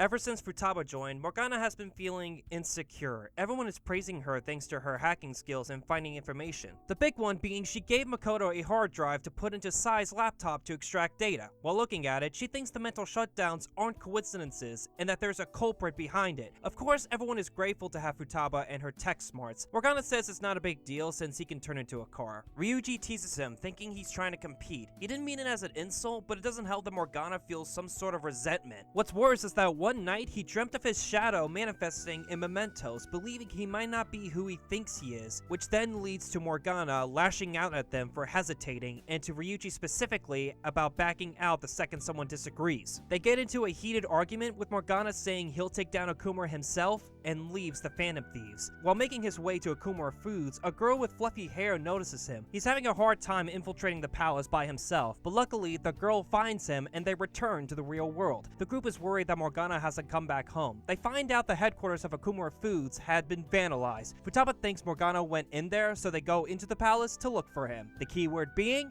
outer space. They are met with robots who are hard at work. They are the cognitive form of people working for the company, being treated as robotic workers. They are then stopped at a locked doorway, believing he is somewhere from the entrance to the door. Just then, they are called out by a girl with a black mask. The gang believes she is the black mask culprit. Morgana clears the misunderstanding, saying he'll take the treasure with the help of Beauty Thief, as they were able to unlock the door that had a bunch of guards waiting on the other side, forcing them to retreat. The next day, they look through the yearbooks to find Miss Beauty Thief thanks to Makoto recognizing her from school. They find her with the name Haru Okumura. Coincidentally, Joker helps Haru with moving mulch for gardening. Makoto intervenes and asks why she was in her dad's palace. Haru has doubts about her father, so she wants to change his heart. They offer to work together, but she refuses, saying she doesn't want to work with people who don't know what to do. They should be helping the weak, but can't help their teammate. Damn, she does have a point. No matter what, she wants to do this with Morgana and him alone. It then cuts to Haru arriving home. Her father asks her how things are with that man, stating he's the son of an influential politician.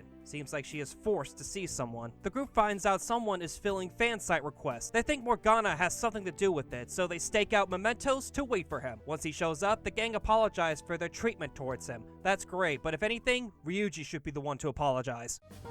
I mean, I don't mind if you're not human or if you're useless. Ryuji, you and your big, fat mouth!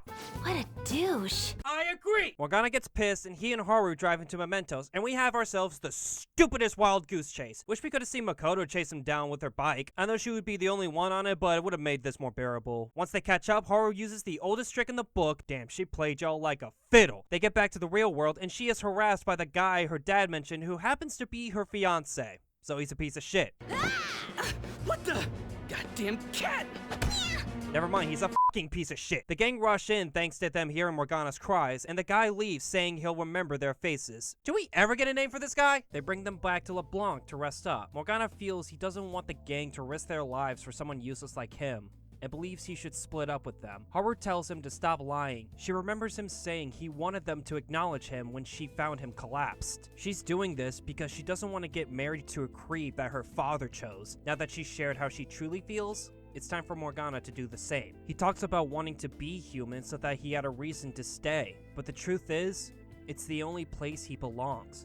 With that, Morgana has reunited with the Phantom Thieves, and they will change President Okumura's heart. Now that Haru is part of the team, they can get through the locked door and explore more of the palace. Shadow Okumura appears before them with his cognitive version of the fiancé. We learn that Okumura doesn't care about his daughter's well-being and wants the fiancé to take her as his lover or something else entirely. Anything to satisfy his own ambition. Haru's persona is only partially awakened, meaning it's weak and can't fight. The moment when the fiancé turned into a giant robot and attacked her is when her persona, Melody, reveals herself to accept her confirmed resolve. She now has the power to fight back and take her father's desire as the Phantom Thief Noir.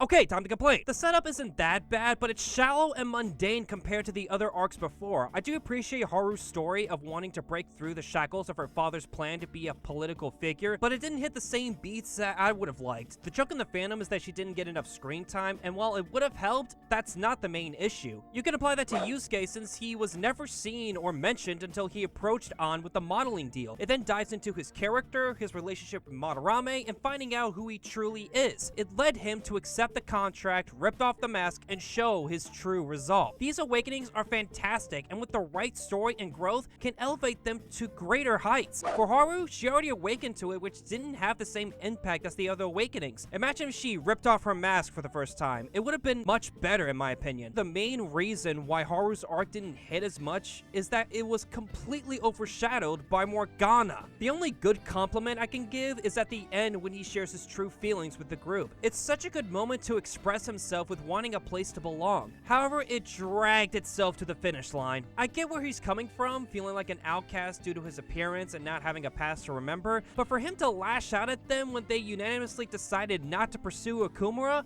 was out of character. When Ryuji wanted to pursue Madarame, Morgana suggested looking into more evidence to make sure he was plagiarizing for real. It would have made more sense for him to say the same thing. You could argue they had sufficient evidence because the data they pulled from Sai also had connections with Okumura having a hand with the mental shutdowns. Okay, so when they are at a disagreement, dismiss the meeting to let them rest. They did get back from an overseas trip, found out the principal passed away, and everyone is talking about the Phantom Thieves on a much larger scale. So resting for a day would have made them clear their minds for the next meeting. That way, he would have had the same dream again and have this internal struggle if he's worthy of being a part of the group. This would have him leave in the middle of the night to infiltrate the palace to prove himself, have Haru heal him up, and help him infiltrate her dad's palace despite not having a persona, which she would eventually. But no, instead Morgana lashed out at Ryuji, used Haru as a shield, and complained like a baby throwing a tantrum because Persona 5 totally needed a reason to split up the Phantom Thieves. It felt so forced. It's upsetting that Morgana gives Ryuji so much crap when infiltrating the metaverse, but when Ryuji does it to him, he gets offended. Even though they're not good at expressing their feelings, they could have been more civil about it. I think it was unnecessary for his arc to be the focal point while Haru, the new character introduced, was the B-plot. I wish it was the opposite, or at least just meet in the middle. The Okumura arc was all over the place with its pacing and character spotlight. It's the weakest arc in the entire game.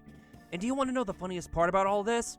I actually like Okumura's palace. The outer space aesthetic, the puzzles, I had a great time with it. The one criticism is the first half, you must figure out which robot is the actual person's position to unlock doors to pass through. They do give you clues when the robot has red highlighted text, meaning that's who you need to get the card from. It wasn't bad, but I think it overstayed its welcome. I love the traversal from different sections, different walkways, and some of the chests were hard to get because of how it was designed, and I say that as a compliment. There's one section where you stop the machines by setting it to lunch break and having a limited time to proceed. There's also a part where the overworked robots keep popping up because they are forced to do it to keep their jobs. The second half, you travel through literal space. The kicker is you flip switches to open and close doors. The goal is to time the switches to unlock the next area. Some can find this hard, but I love the challenge. It's the best puzzle compared to the others before. Once the calling card is sent, you have 10 minutes to get to where the treasure moved to. Unfortunately, there are enemies in your way, so beat them fast, or if you can, escape to reserve your SP. The gang catch up to Okumura, but he says he had a change of heart. Oh, bullshit. He then shares some sentiment towards Haru, reminiscing about the past and how proud he is to see his little girl grown up. She pleads with him to end this here, but he tricks her and captures the Phantom Thieves except Morgana. Who could have seen that coming? He lets her choose to join him or be incinerated with them. Of course, she chooses them and he pulls out a gun, taking notes from another bad guy. He gives Morgana the same choice since he's aware of his antics. He can leave them for his own benefit, having to be useful for once. Everything he could have wanted,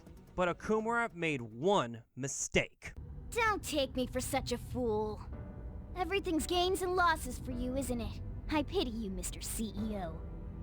You lived with Haru for 17 years and you still haven't realized? In this world, there are tons of things that money and fame can't buy. What point would there be in only saving myself? Nobody could replace these guys, period. You know what that means? Your offer was a no-go from the start! What? Okay, I admit, that was pretty cool, Beerus. I mean, Morgana. It's time for the infamous Okumura boss battle. I say it's infamous because it's very difficult. Each phase has different robots that change their attributes and attacks. If you don't eliminate them all at once, they'll respawn with full health. You need to know their weaknesses, utilize baton passes, and finish within 30 minutes. However, there's an exploit that will help you greatly. When you go to the game's difficulty, change it to Merciless. That might be shocking considering it's the hardest difficulty, but hear me out. When you get hit by a weakness, it deals 3 times damage.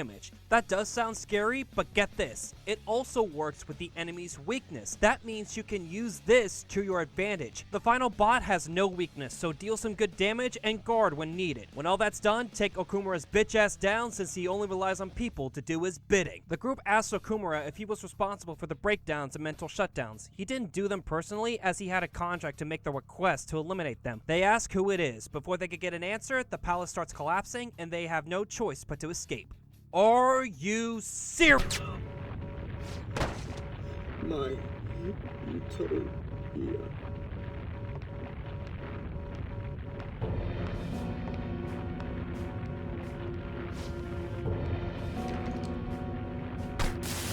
Oh no.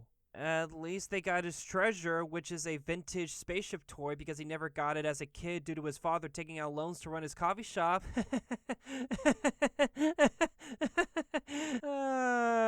Let's get this over with. They plan their celebration/welcoming party at Destinyland thanks to Haru's connections with Okumura Foods. I like how nonchalant she is with the reservation while the others are flabbergasted. They all have a jolly good time until they start watching the President Okumura conference. One of the reporters makes a comment that some of his employees resigned due to illness and they happen to be against his proposal for overseas expansion. This should have been where he tells who was responsible for their shutdowns, but unfortunately, he falls victim to it. It was all schemed from the background. The SIU director is in cahoots with the appointed mental shutdowns and is aligned with the mastermind. They are the ones who killed Okumura. But to the public, they think the Phantom Thieves are responsible. They are the only ones the public knows about. The group is in shambles. They were set up. Who is the mastermind? Why are they doing this? And how will the Phantom Thieves fight back?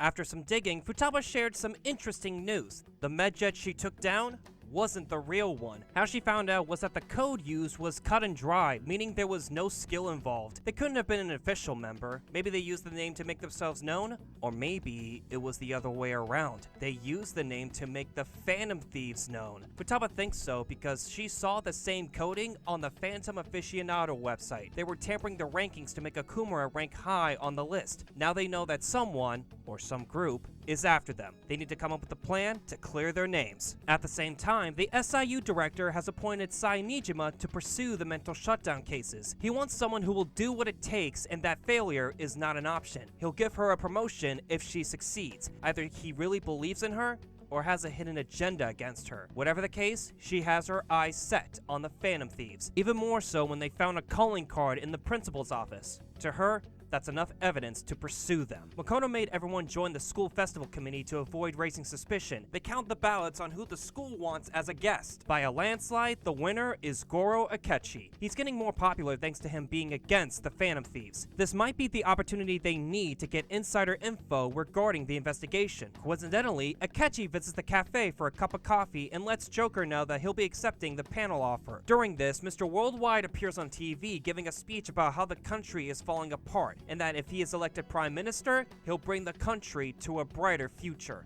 And yet you ruined Joker's future. How has he not made the connection yet? Does he know any other bald man in Japan? We get to the panel with Makoto as the main coordinator. She asks questions regarding the Phantom Thieves case, and he gives insights and opinions about them. He believes that if they were the ones he knows, they wouldn't kill anyone. This got everyone in the auditorium riled up. They want to know who he thinks they are. As he's about to share, his phone rings as he can't turn it off due to work. He asks for a 10-minute break to take care of it. As he leaves, he asks Makoto for a private room and for her and her friends to join. Seems like this is a setup. They meet in the PE faculty office and Akechi pulls out photos of them leaving Okumura's palace. This isn't out of left field. We do see him spying on them when they first entered the palace. We've also seen them being transported into the metaverse if they're close enough. While he was in there, he saw the real culprit. He had a confrontation with the Black Mask individual and was shot by him. By wanting to know the truth, he awakened to his persona. A most unfortunate accident. We get even more confirmation when he heard Morgana talk for the first time. Since he's been in the metaverse, he can understand him. He knows there's someone else committing these murders, but the police believe it was the Phantom Thieves. He wants to make a deal. He wants their cooperation on investigating the truth. If they decline, he'll share the photos with the police. It's essentially blackmail, but this is what he believes is justice. He mentions that Sai is only concerned about settling the case and may even make up a confession. Before this, he did speak with her during Okumura's shutdown. She believed the Phantom Thieves had a falling out and took matters into their own hands. He mentioned that there might be a separate party outside the group causing the breakdowns and shutdowns. She then asked if he's stolen the data from her computer. Remember, her own sister did it. He said no, as he believes in the integrity of investigators and their work. He was offended to see her this irrational. Mind you, she's been his mentor since the beginning of the game. So seeing her stoop this low made him lose some respect towards her. He knows he can't do it alone, so he wants to cooperate with the Phantom Thieves. If they accept, he'll turn a blind eye to the evidence and ask them to disband once it's over.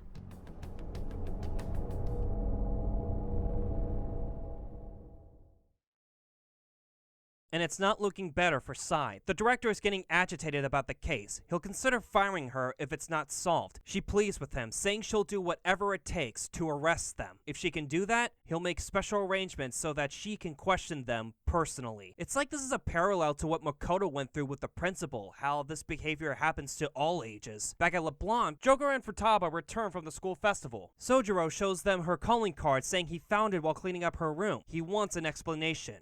Was this a real one?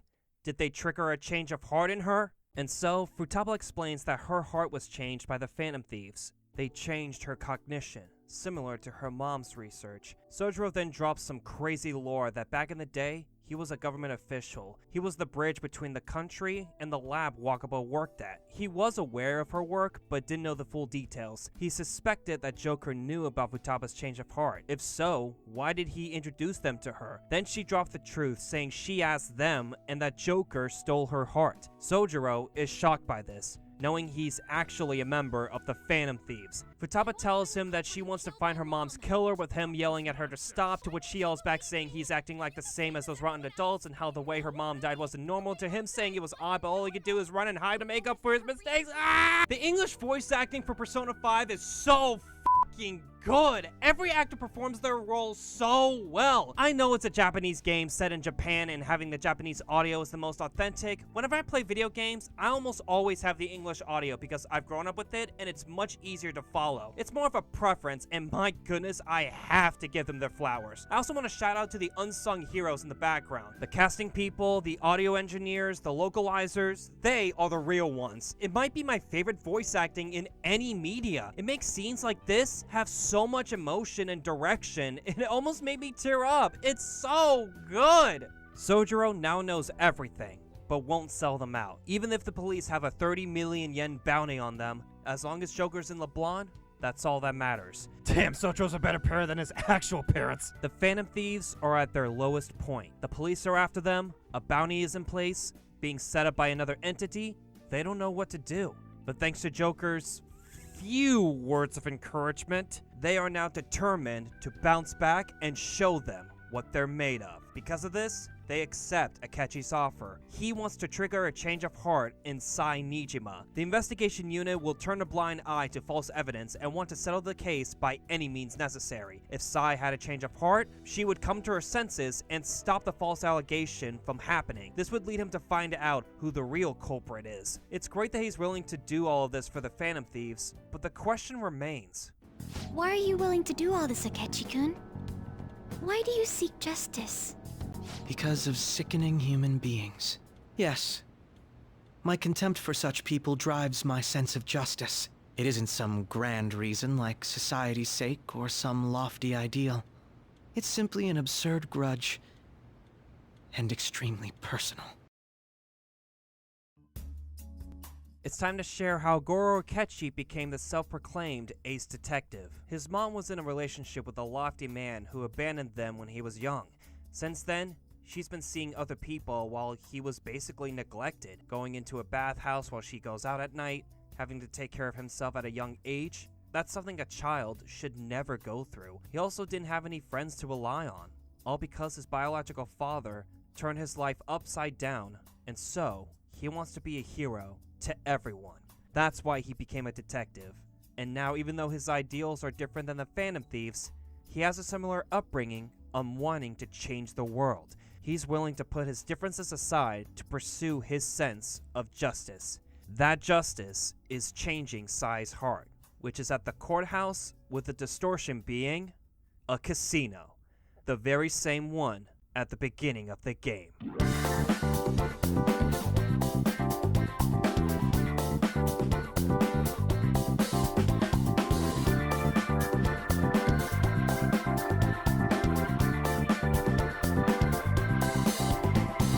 As they start to infiltrate the casino, they are greeted by Mommy!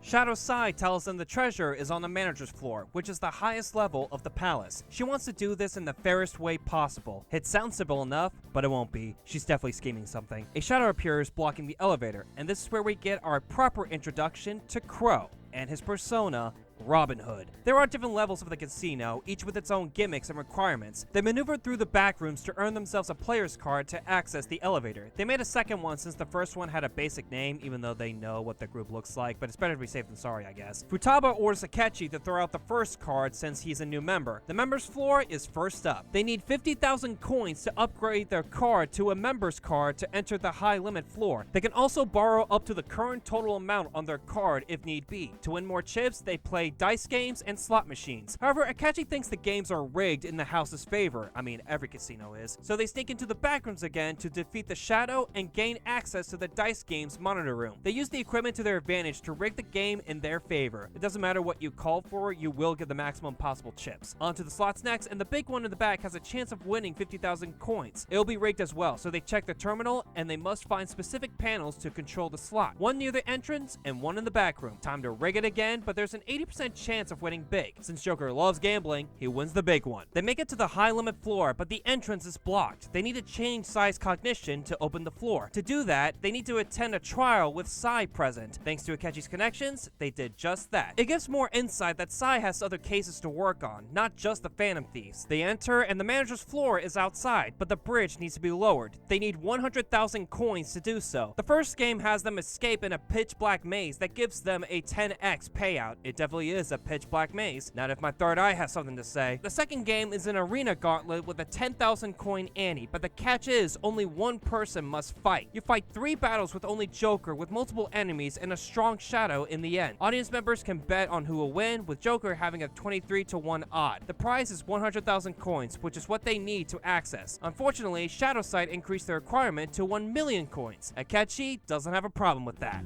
Do you remember what we were told at the very beginning? Essentially, we could borrow as many coins from the casino as we already held on our card. For example, had we borrowed the max when we had 10,000 coins, we would have ended up with 20,000. And had we then bet on Joker at the Coliseum as a guest, our total would have grown to 460,000. Yes, but you're speaking purely in hypotheticals. That's not what actually happened. Correct. On Joker's card. However, that is not the only card in our possession. That's the Taro Tanaka card I told you to get rid of. Exactly. Instead of disposing of it, I secretly used it to gather coins and outsmart this system. 460,000 coins! That means we would have over 500,000 if we add all of our coins together! Actually, once my count reached 460,000, I borrowed the maximum amount a second time. After paying back the original 10,000, I was left with 910,000. Adding Joker's total to that brings us to 1,010,000 coins. We can surely cross the bridge now. Impossible. This can't be! Crow. It's actually a little frightening how sharp you are. 2 words. Holy shit. They now have a route to the treasure and can send the calling card. But we have to wait on the last possible day because the Pleasant Boy said so. Once that day arrives, they make their way to the treasure, but it was moved to a higher floor where Shadowsai is, and the place is transformed into a huge roulette table. Her boss fight uses the wheel to bet HP, money, etc. You choose either the safer option, red or black, or the risky option, whichever number sequence of 12. However, you can't attack her or you'll be punished. The reason you always lose is because she has a glass box inside the slot where the ball will go in. Send one of your teammates to be the sniper and win the bet. Then her shadow becomes more demonic and crazier, and my god, this might be the scariest thing this game has. It's a basic fight from then on, but seeing Sai like this makes me feel bad. Like trying to get promoted made her obsessed with winning no matter what it takes. Now it's time to leave with the treasure, except a bunch of men in black suits are entering the palace. If they don't escape, they'll be surrounded and captured. Makoto suggests having someone as a decoy to take their attention away from the group. Joker volunteers and leaves with a briefcase holding the treasure. It then comes full circle with the escape scene from the very beginning of the game, which leads us to the present day in the interrogation room. Here's where it gets interesting. Sai wants to make a deal with Joker. He will likely be charged with a life sentence or the death penalty. She can lighten his punishment if he confirms who was involved with the Phantom Thieves, not only the people he fought alongside, but those that aid him outside. That means Sojiro, Mishima, and every one of his confidants he shared a bond with. As the player, what will you choose? Save your friends or sell them out? This is where your choice matters. Choose poorly and the game ends. Choose wisely and the game continues. For me, the choice was clear. If I was in Joker's shoes, I would not sell my friends out of my own benefit. I wouldn't throw their lives away just to save my own ass. Sai, you may be aggressive, bossy, determined, strong, elegant, beautiful, and will let you step on me, but I am not gonna deal with this bullshit. My answer is no. But something's not right. When Joker got captured, one of the men in suits mentioned that he was sold out thanks to his teammate. That's impossible. They would never do something like that. If so, who could it possibly... what? Well, I mean, he makes the most sense, but there's no way he has ulterior motives. What are you...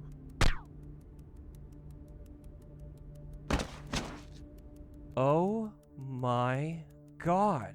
His pleasant behavior, his cooperation, it was a facade this whole time!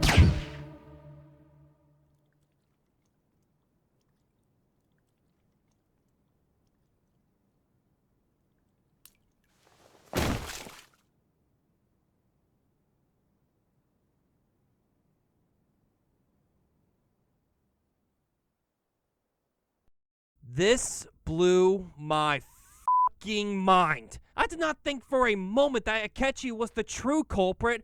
Wipe that smirk off your face, you sick son of a bitch. What's even worse is he puts the gun into Joker's hand, making it look like he killed himself. Who the does that? He also killed the SIU director, confirming this even more. This might be the craziest plot twist I have witnessed in any video game. Maybe in any media. How could I have seen this coming? It was our conversation about pancakes, right? Wait a minute. Oh, I know a place! I want to go to that huge pancake-looking place we passed on the way here! Oh, am I mistaken? I thought I heard something about delicious pancakes, delicious pancakes, delicious pancakes. Delicious pancakes. They figured out that Akechi was the true culprit because he heard the talking cat say pancakes. That is so fucking stupid, yet so fucking clever. I completely brushed this off, thinking it was no big deal, but it actually mattered. Wait, hold on. If they knew he was the traitor all along, then that means...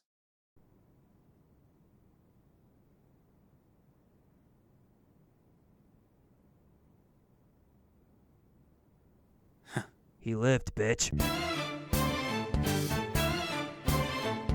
If you think the Akechi reveal was crazy, get this. When the other thieves saw the news on Joker's suicide, they were shocked as expected. They knew Akechi was going to betray them. How did they know? Allow me to break it down. It was during the social studies trip where Akechi screwed up. He was able to hear Morgana because he had already been in the metaverse. This made the group suspicious of him and thus try to get more info. How did they confirm he would turn on them? Right before they entered Sai's palace for the first time, Futaba snatched his phone when entering the keywords. They played it off as she was interested in it, but she was planting a bug inside his phone to monitor his activities. That's how they figured out he was going to frame the Phantom Thieves.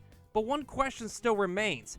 How the hell did Joker survive a bullet to the head? That's because the Joker in the interrogation room wasn't the real one. The group knew that the surrounding areas of the palace weren't affected depending on the person. In this case, the interrogation room looks exactly the same as the real one. The only way this could work is if Joker convinces Sai to show Akechi his phone to transport him into the metaverse. Futaba placed a bug in his phone that can see through his camera and activate the metanav. The whole time Akechi was in the room fulfilling his plan, he was in the metaverse with Sai's cognitive version of Joker. All the while the real one was just chilling in the real world. God, what an insane plan. They were able to fight back against the same people that framed them. It's almost scary how they were able to pull it off. If the player decided to sell them out, Joker would have died, their plan ruined, and the game would end right there. I was so proud of myself when I got it right on the first try. There are other tidbits like they got rid of Sai's cognitive version of Akechi, laying low as to not raise suspicion, and Sai is now on their side. I was impressed with how everything turned out and that it made sense in the game's context. So, what's next for our cunning, death-defying Phantom Thieves? They have their next target in sight. Akechi was on the phone with the mastermind after the murder. That mastermind is none other than Masayoshi Shido,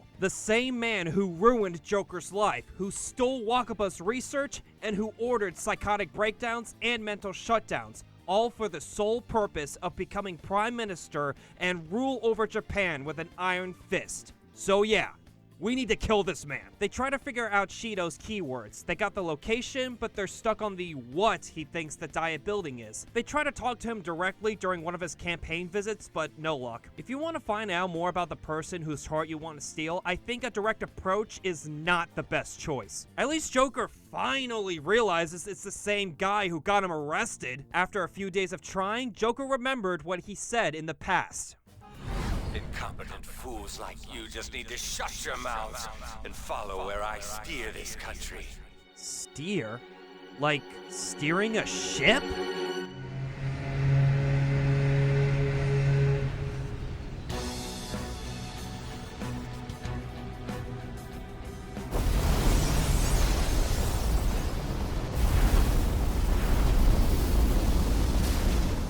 Even though this country may sink, he alone will survive. That's what this cognition is about, huh?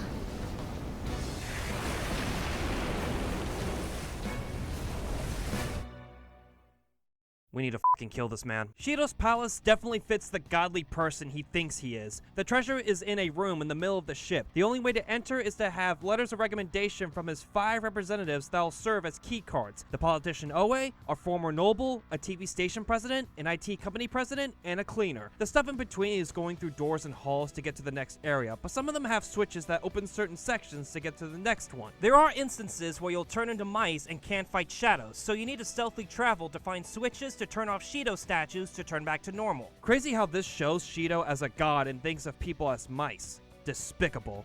And the representatives that follow him are no different. Oe is usually at the dining hall, which you need a membership card to get into. You'll find one at the bar where someone lost their card. Makoto and Ryuji sit at the table next to where his table is, and Oe complains about why children are here. Just let them play on their iPads, they'll be quiet. Even if we get a letter of recommendation, we fight them anyway. At least we get more info that he was the one who requested to make the train engineer have a mental shutdown, the one from the very beginning of the game. The noble is found at the poolside. The only way to get his attention is to...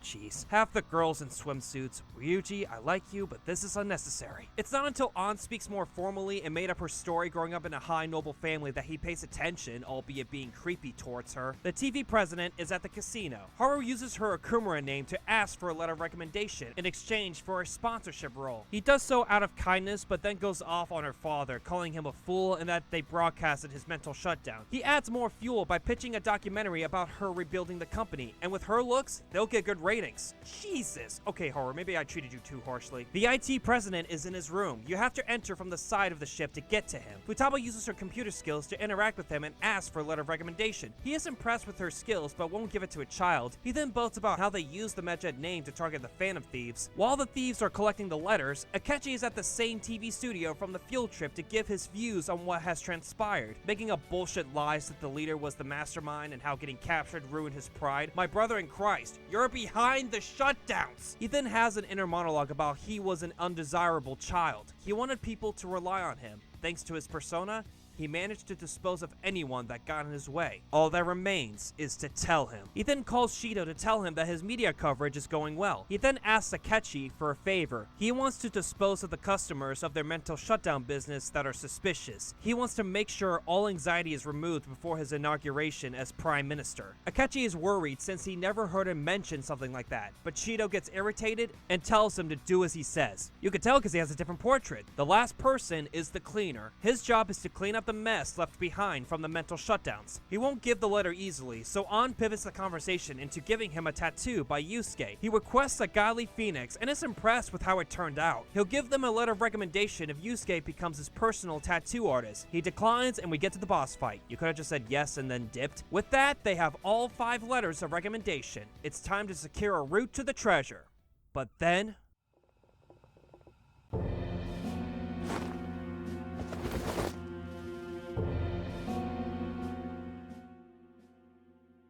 Akechi appears before them. The Phantom Thieves ask why he is cooperating with Shido even while learning about his palace. His answer? He only cares about making his father acknowledge him. Remember the lousy man that left him and his mom? Turns out that man is Masayoshi Shido himself. Akechi wants to get revenge on his biological father for ruining his life. This power he has is his chance to tell him who he really is. He'll do whatever means necessary to prevail, even if it means killing the Phantom Thieves. This boss fight was inevitable. He summons shadows to fight first, but not before using his power to make them go psychotic. Of course, they're easy picking, and we finally get to face Akechi himself. Since he was a team member, you can figure out how to beat him. After the battle, Akechi is desperately getting back up while the others are trying to reach him, but he doesn't want to hear any of it. I was extremely particular about my life, my grades, my public image, so someone would want me around. You're just some criminal trash living in an attic. So how?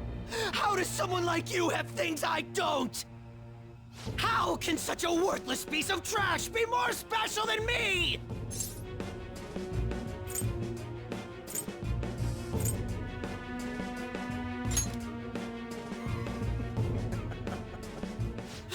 Don't give me that cliche bullshit! Well, Talk No Jutsu didn't work. Then, a glimpse of a black outfit emerges, and that's when they remember how a black mask was causing mental shutdowns. So with no other options for him, he shows his true power and transforms into a dark, more sinister outfit, along with his other persona, Low-Key. This is who he really is, and he is too far gone to be stopped.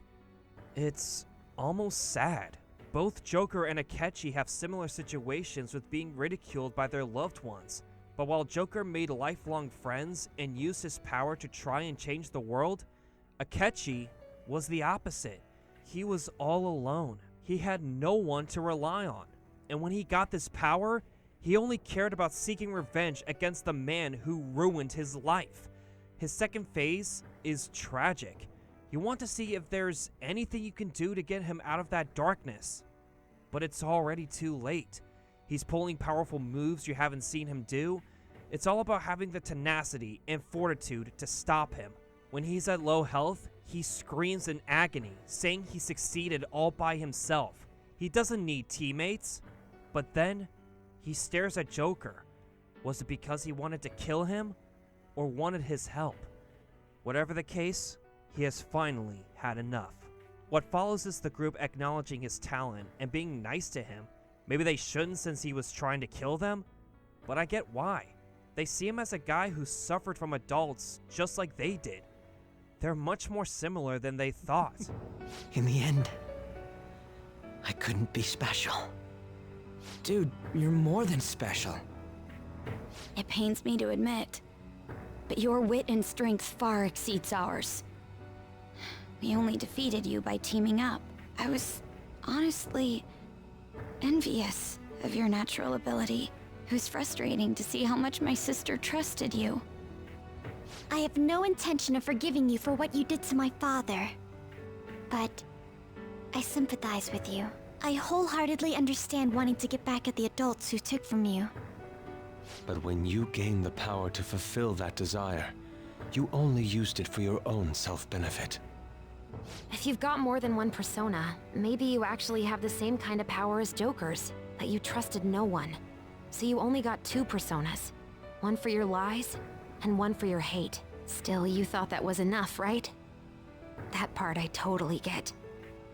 You excelled at everything over us. Yet that was the one thing you lacked.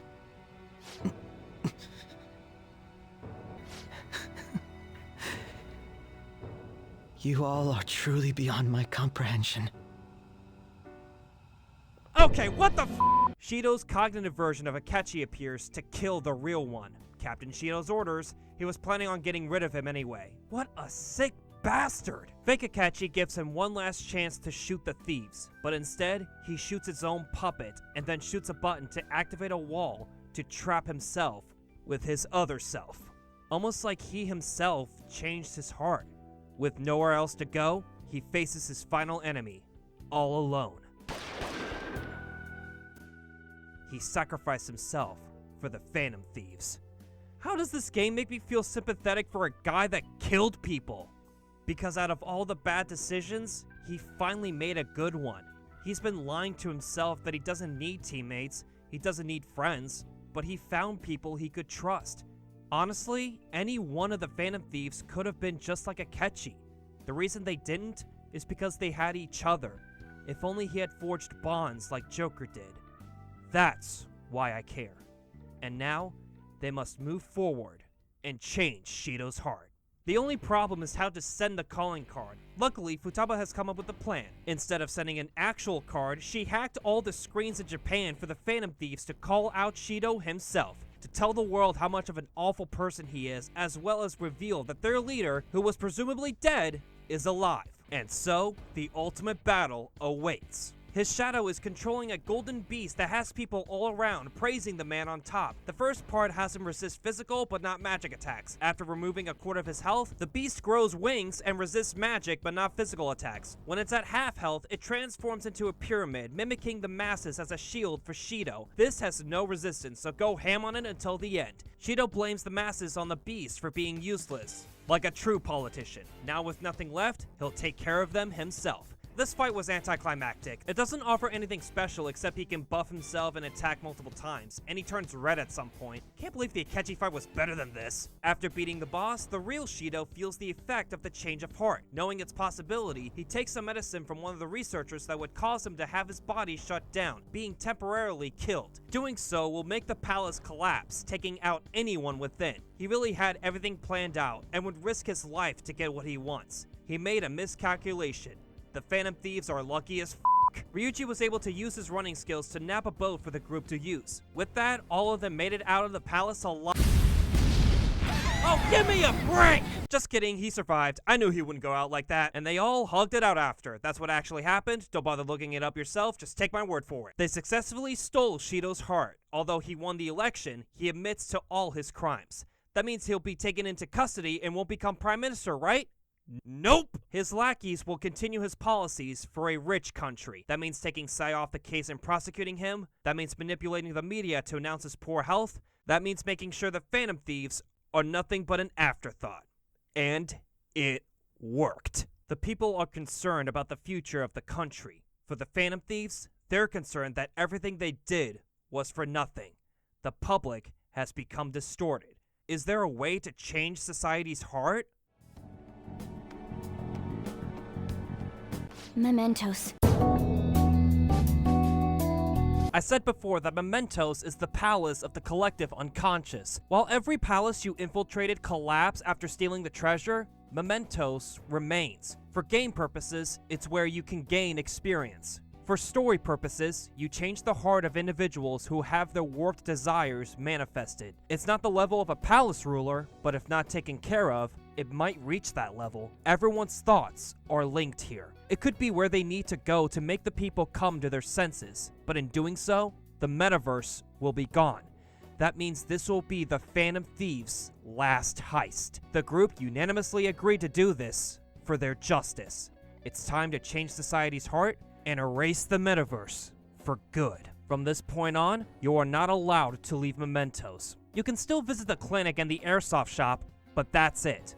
All that's left to do is get to the depths and see what awaits. I wonder if anyone ignores mementos until this part, because it takes you to the first level, expecting you to continue. I just go back to the entrance and fast travel to the end. Once you reach the door, it has a mysterious fossil look to it, along with trains stopping here, dropping people off. Entering it shows what looks like veins running deep into the core. Going deeper shows bones all over with people inside jail cells. The weird thing is, these people want to stay. They don't want to leave. They don't want to think for themselves. They mention a quarantine cell that holds a supposedly dangerous criminal. That's when Morgana says he remembers this place. Seems like the deeper they go, the more memories will return. To progress further, you do color puzzles that have you light up panels on the floor. You must turn them from yellow to blue without overlapping one another. You see people in their own prison cells with those veins sucking the life out of them, but they see it as salvation. This is where they need to be. Scary if you ask me. Even scarier when we see the previous palace rulers in there.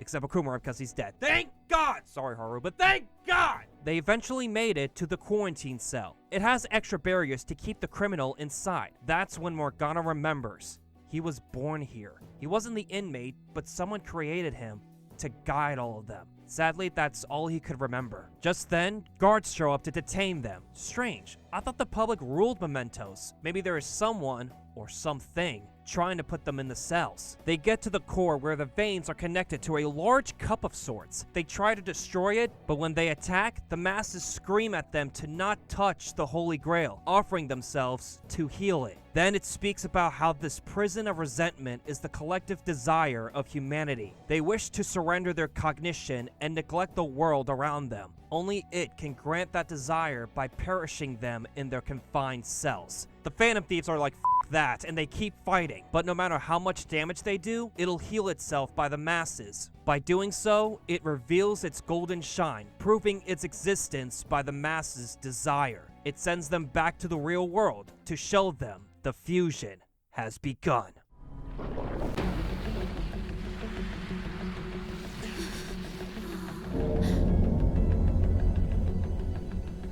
Mementos here in Shibuya?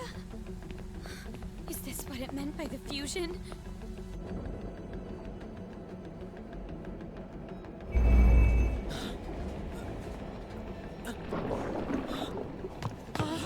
What's going on here? What is... God, how come they're not seeing any of this at all?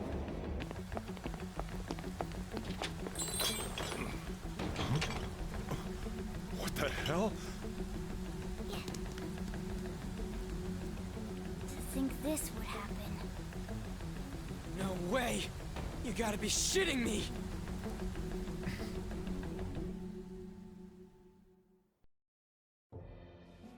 Mementos and reality have become one. Blood raining from the sky, giant bones appearing all over, and the masses are not seeing the demonic setting before them, completely oblivious. Futaba falls to her knees feeling dizzy, then the rest of the group follows suit. Not only that, but their bodies also start disappearing. It isn't the Holy Grail's doing, but the masses. They are erasing them from their cognition. They don't remember who the Phantom Thieves are, and so they don't exist anymore. They are gone from this new world, never to be seen ever again. Disappear my ass! What the hell? Yeah! Is this really it? No! No! Morgana, where did we go wrong?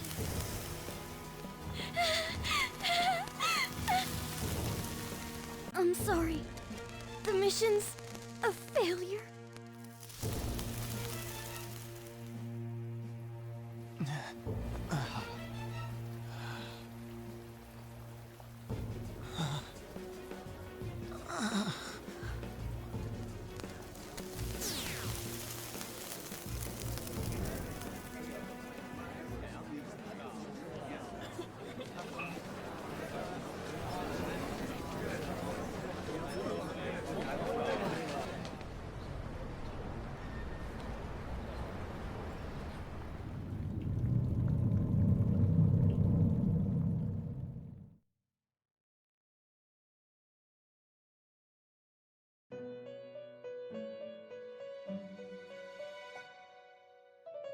Joker wakes up in the Velvet Room, wondering what just happened. Unfortunately, Igor is disappointed by his performance, and so he orders the attendants, Caroline and Justine, to execute him. They oblige since it's their master's orders, but Joker's rebellious spirit won't go down that easily, and so his power returns and the attendants fight him. However, they became more doubtful until they remembered their true duty, and that they were torn apart. That's when Joker uses the guillotines to sacrifice them and fuse them back to their original being, Lavenza. She is the original attendant that was supposed to guide Joker on his journey. Now that she regained her true self, she reveals that the Igor that was present isn't the real Igor. Instead, it's the Holy Grail that we tried to fight off. It is the God of Control, who responds to desire over man. It used Joker to answer humanity's desire to have ruin, but it surprised him so much, he gives him an ultimatum. It will return the world to its original state, and the Phantom Thieves will be praised. But if he refuses, the world will continue to be devoured by the fusion,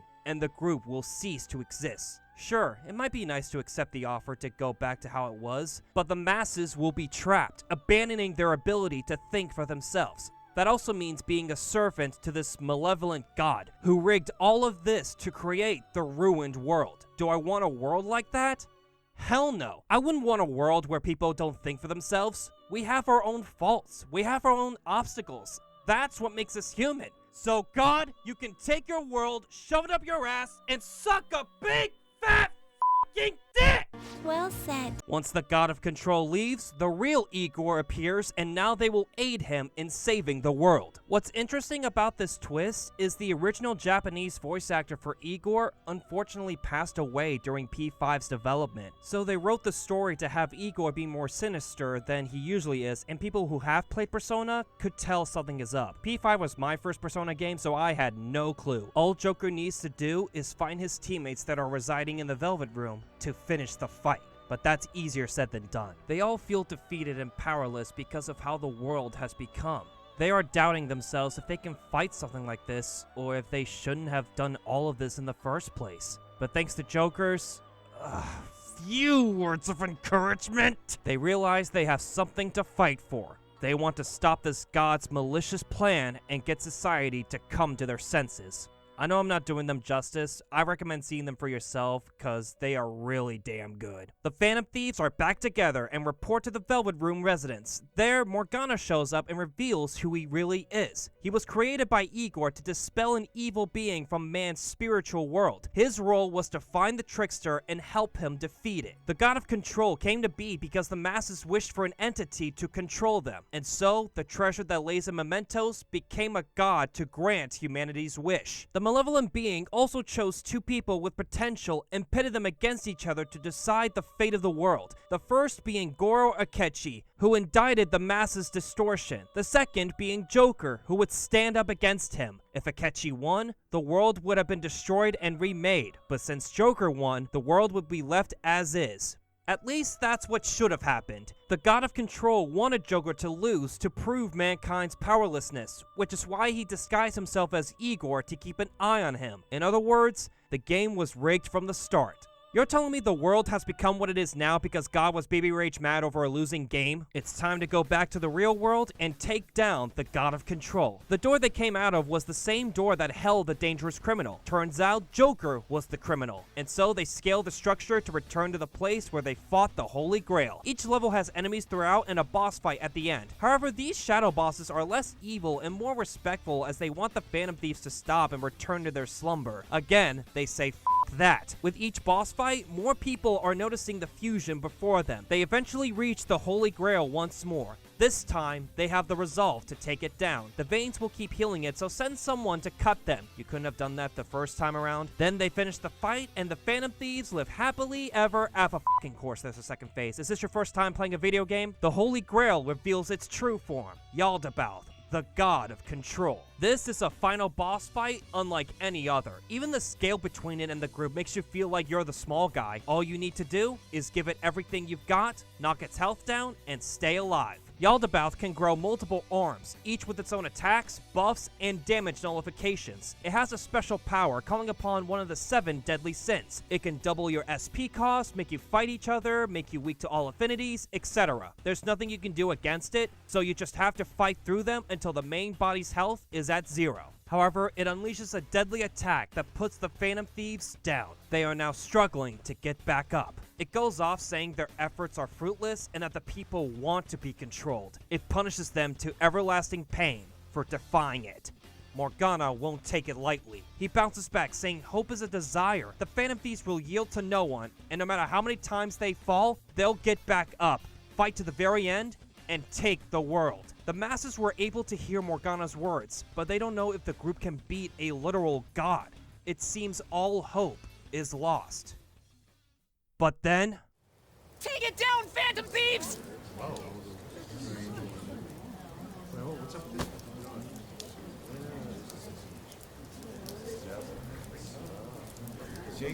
Come on! Why do you think they risked their lives all this time? Damn it, you guys, snap out of it! When will you stop running from the truth?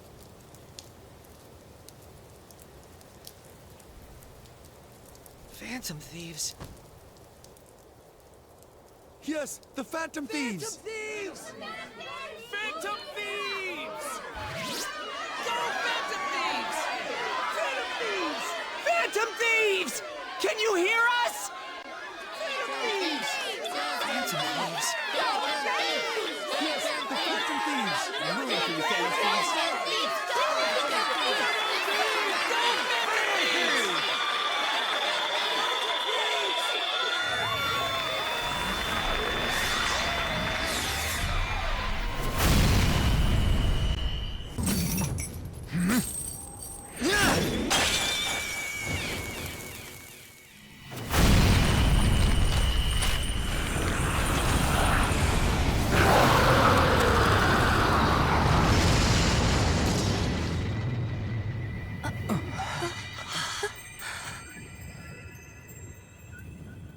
So you have failed to harness the power. No matter how many prayers of those foolish masses come together.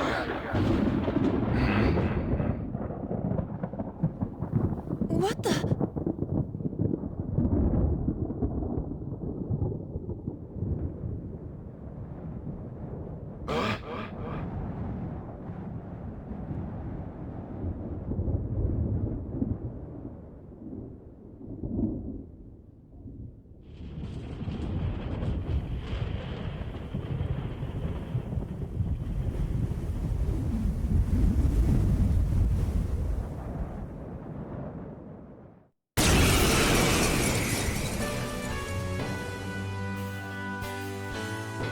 That's... Man, it's huge! What an immense power! No way. Is it a persona? I don't believe what I'm seeing! What is that? Is that what Phantom Thieves doing too? That's totally amazing! Keep it up, Phantom Thieves!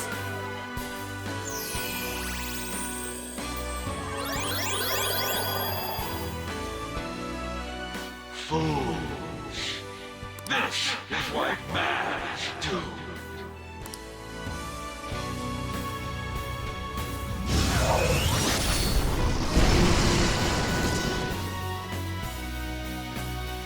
Impossible!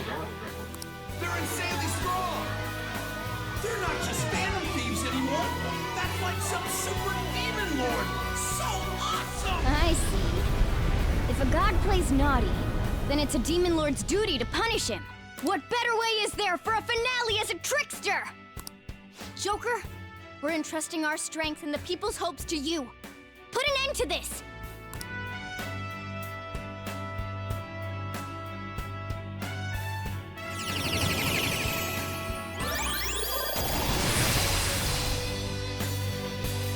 pillage him.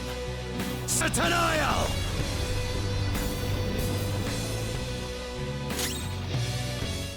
Thanks to the masses, Joker can now pierce through a god with his evolved persona, Centennial. All the hardships, all the suffering, all the damage he endured cultivates in this triumphant moment that the bonds you share can be your greatest source of power. And of course, he takes it down in the most badass way possible. Be gone. Preposterous! You dare wrong the people's wishes!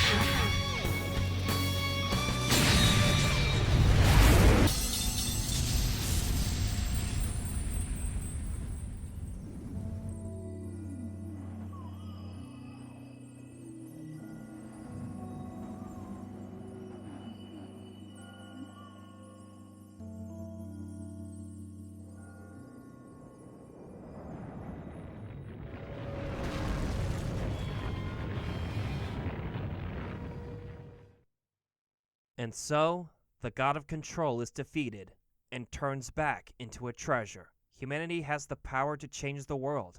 They just forgot about that for a bit. With that, it's time to go back home.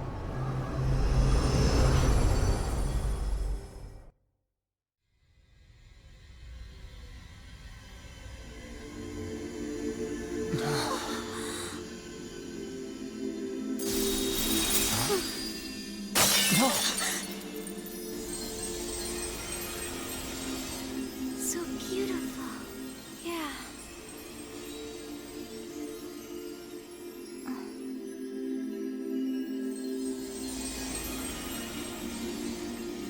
My word. Why is everything... The whole world is a product of cognition, not just the metaverse. It can be freely remade. The same goes for you and everyone else. Dude, Mona! Mona-chan! This can't be happening! Soon a new world will come. One where mankind isn't held captive. The world will shine brightly as long as you hold hope in your hearts. But what's going to happen to you?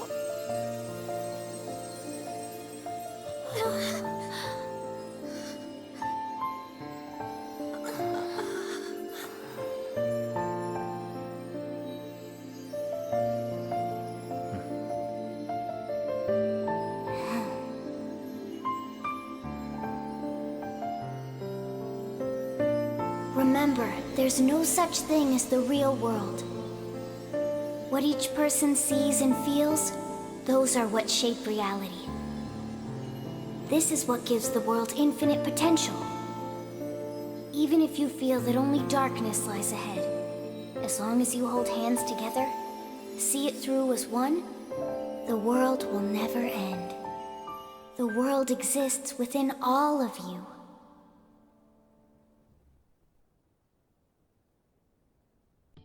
The group returned to the real world in its original form with the loss of Morgana. The meta-nav is no longer on their phones. As for the public, they don't want Shido to become Prime Minister anymore because of his crimes. Seems like the change of heart was a success. With the metaverse being erased, they have been resigned as Phantom Thieves. Peace has restored, and the group can enjoy their time with no worries. As Joker leaves Shibuya, Sai shows up to thank him for his efforts. Since the masses had their hearts changed, she can begin her investigation regarding Shido. However, finding him guilty will be difficult. It'll be hard to find evidence that correlates between the metaverse and the mental shutdowns, even more so because the metaverse is gone. The best chances of proving his crimes would be to have Joker turn himself in to the police. His testimonies would help greatly, but he is still viewed as a criminal, so he would be in custody until the case is over. If only Akechi was still alive to help. Joker eventually agrees because he wants to help any way he can. The next day, the group find out about it and are distraught by the news. Because they think Joker being in custody is wrong, they decide to get him out. Even if their powers are gone, they'll do everything they can to save him. After some digging, they find the woman who was assaulted by Shido to clear his name and right the wrongs of the past. Thanks to their efforts, Joker is a free man. His criminal record is finally clean. He gets to see his friends again. To make it even better, Morgana is alive and is an actual cat. With everyone back together, It seems everything turned out okay, except Joker's returning to his hometown. I forgot he has an actual home. His probation is ending, so it's only right to go back. But it feels wrong. He made so many memories and connections to the point that this is his home. You, the player, went from having no idea where you're going to knowing this place in the back of your head. This final day is one where you can take your time and just let your emotions run free. You get to say goodbye to your confidences you maxed out and how much they meant to you. You went through this incredible journey, met amazing characters, and had an experience like no other. The final scene has Joker walking the streets of Shibuya, reminiscing his first time going through this busy city. He runs into his friends in a van. They want to take him home. However, there are men in suits behind them. They're probably from the police or the investigation unit keeping tabs on Joker, but they won't follow them since Morgana took their spark plug and put it in their car. And so, they drive off, free to do whatever they want. I don't like this ending. I'm not saying it's terrible, but when it is set up to have him leave them behind only for them to not accept that, kinda ruins the impact. It feels less like a proper conclusion and more of, don't worry, you'll see them again. You'll see them again. It would have been more emotional if he actually left on his own accord. This ending made me feel like there's something missing. I don't think there's a perfect video game because they are bound to have flaws. That includes this game. The main one being the Confidants. I really like their gameplay implication, but the stories are hit or miss depending on which character you hang out with. Some of them take a while to max out because even if you select all the correct dialogue options, it's not enough to rank up next time. That means you need to hang out with them again to have enough points to rank up the next time. I should be rewarded for getting all the options right and rank up every time I visit them. Another flaw is there are scenes that didn't offer anything important to the main story, like the fireworks festival and the Hawaii trip. They can be fun to watch, but you won't miss anything if you skip them. There's also mementos being a chore to go through, Joker not speaking with the dialogue options, and the Akumar arc, just to name a few. Despite my gripes, I finished it in 91.5 hours, and would do it all over again. The story was fantastic, the characters were interesting, and the gameplay was addicting. I had an amazing time playing Persona 5. If only there was some way to make it even better.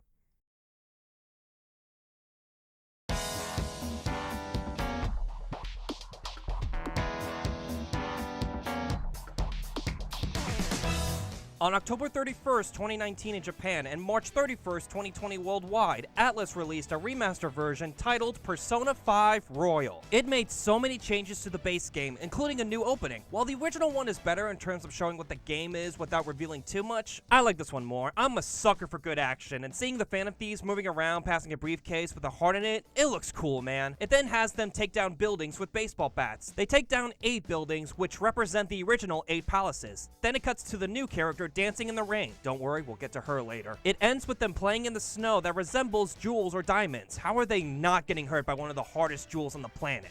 If you can't tell, I've been using Royal gameplay the whole time. That's because the original looked like this. Different portraits, different text, no auto button. I did buy it at full price, which is not the best choice since it usually goes on sale, but I was obsessed with the game and it came out right after I finished P5, so I had to see it for myself. Sure enough, the changes that Royal made are leagues better. So much so that I can't go back to the original. Every time you return from the metaverse, this bitch-ass cat forces you to go to bed. What if I want to be irresponsible? You're not my f***ing father! Royal does have those moments, but they're few and far between. When you return, you can do an activity in LeBlanc, having the chance to level up your social stats. Great, because I didn't max out every social stat in the original.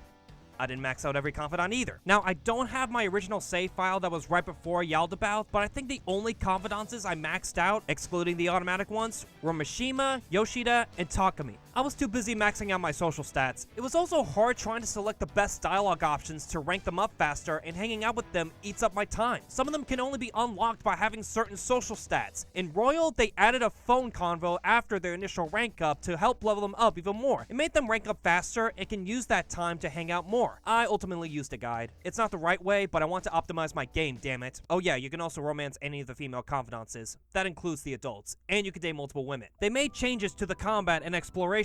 First off, they added will seats to every palace. Finding one restores SP, making it easier to infiltrate a palace in one day. When you collect all 3, you get an equip that gives you a skill that'll help you in battle. What's cool is each one represents the deadly sin associated with the palace you're in. Joker acquires a grappling hook to reach new areas or skip sections that were tedious. When you defeat an enemy, there's a chance of setting an alarm in the Velvet Room. That means you can make your fusion, item, or experience be even greater than before. If you do it too much, you'll get the wrong persona, item, or raise a persona's stats. When you see the alarm, try to go there as soon as possible. There's items that let you and your party use skills they normally can't get, personas have passive abilities, and you can train them to raise their stats. Side note, what the hell was I cooking with my personas in the OG? My Sentinel back then is garbage compared to the one I have in Royal. The boss fights have been buffed. Kamoshida has Mishima and Shiho aid him with his ultimate volleyball attack, and you must attack them to stop the assault, making him more of an asshole than he already is. Madarame has clones to show he's nothing but a faker, Kanashiro has bodyguards to protect him, Okumura has his cognitive version of Haru as a robot, Sai uses the roulette wheel to change what type she is. My favorite is Shido's fight because at a certain point, he blasts your teammates right off the map, and it becomes a one-on-one fight. It fits thematically here since he's the one who ruined Joker specifically, and having to beat him on his own is so satisfying. Memento's got a major overhaul. When you leave for the first time, you'll run into a boy named Jose. It's not pronounced Jose, this takes place in Japan. He wants the gang to collect flowers for his research to understand humans. With the flower collecting, you'll get items that replenish health, SP, and buffs. There's also stamps you collect that'll have Jose change the cognition of Mementos to gain more XP, money, and items, so definitely visit him when you have enough. He also gives you a star that supposedly grants wishes. This star lets you use Showtime attacks, where 2 members do an ultimate move to deal major damage to one enemy. Whenever a pair have an idea on a tag team move, the star grants that wish and lets them use it during battle. It's luck-based, but you have a higher chance depending on the situation. If they have low health, getting up from being knocked down, from a baton pass, etc. Each one is unique to the pairing, so don't be afraid to use it if available. Royal added new activities. Most of them are in the new city, Kichijoji. You can go to the jazz club with a party member to get stat buffs depending on what drink you get for that day. If there is a singer present, that buff will be doubled. You can play pool with the group, and each time you play, you'll earn a rank up on technical, which are attacks performed if an enemy has a status ailment. If maxed out, every technical will down them, making it easier to clear them even if they don't have a weakness. Playing darts will grant you and a teammate a rank up on their baton pass. At max, they'll have greatly increased attack, highly increased health restored, and increased SP restored. Make sure to do this to unlock the Phantom Thief's full potential. I want to mention that Akechi's confidant got a complete overhaul. In the original, his rank up was automatic depending on where you are in the story. Now, you actively hang out with him to rank up, and it made his character even better. When playing pool with him, Joker noticed he used his right hand to play even though he's left-handed. Akechi wanted to hold back until it was time for him to use everything he's got. We then find out more about his past, him wanting to be a hero, going to the bathhouse while his mom was away. It cultivates into rank 8, where you fight Akechi and Mementos. At this point, they secured a route to Sai's treasure, and Akechi wants to see where he is on Joker's level. If him being left-handed and liking pancakes didn't ring any bad guy bells, this definitely would. He calls a truce and expresses his true feelings towards Joker.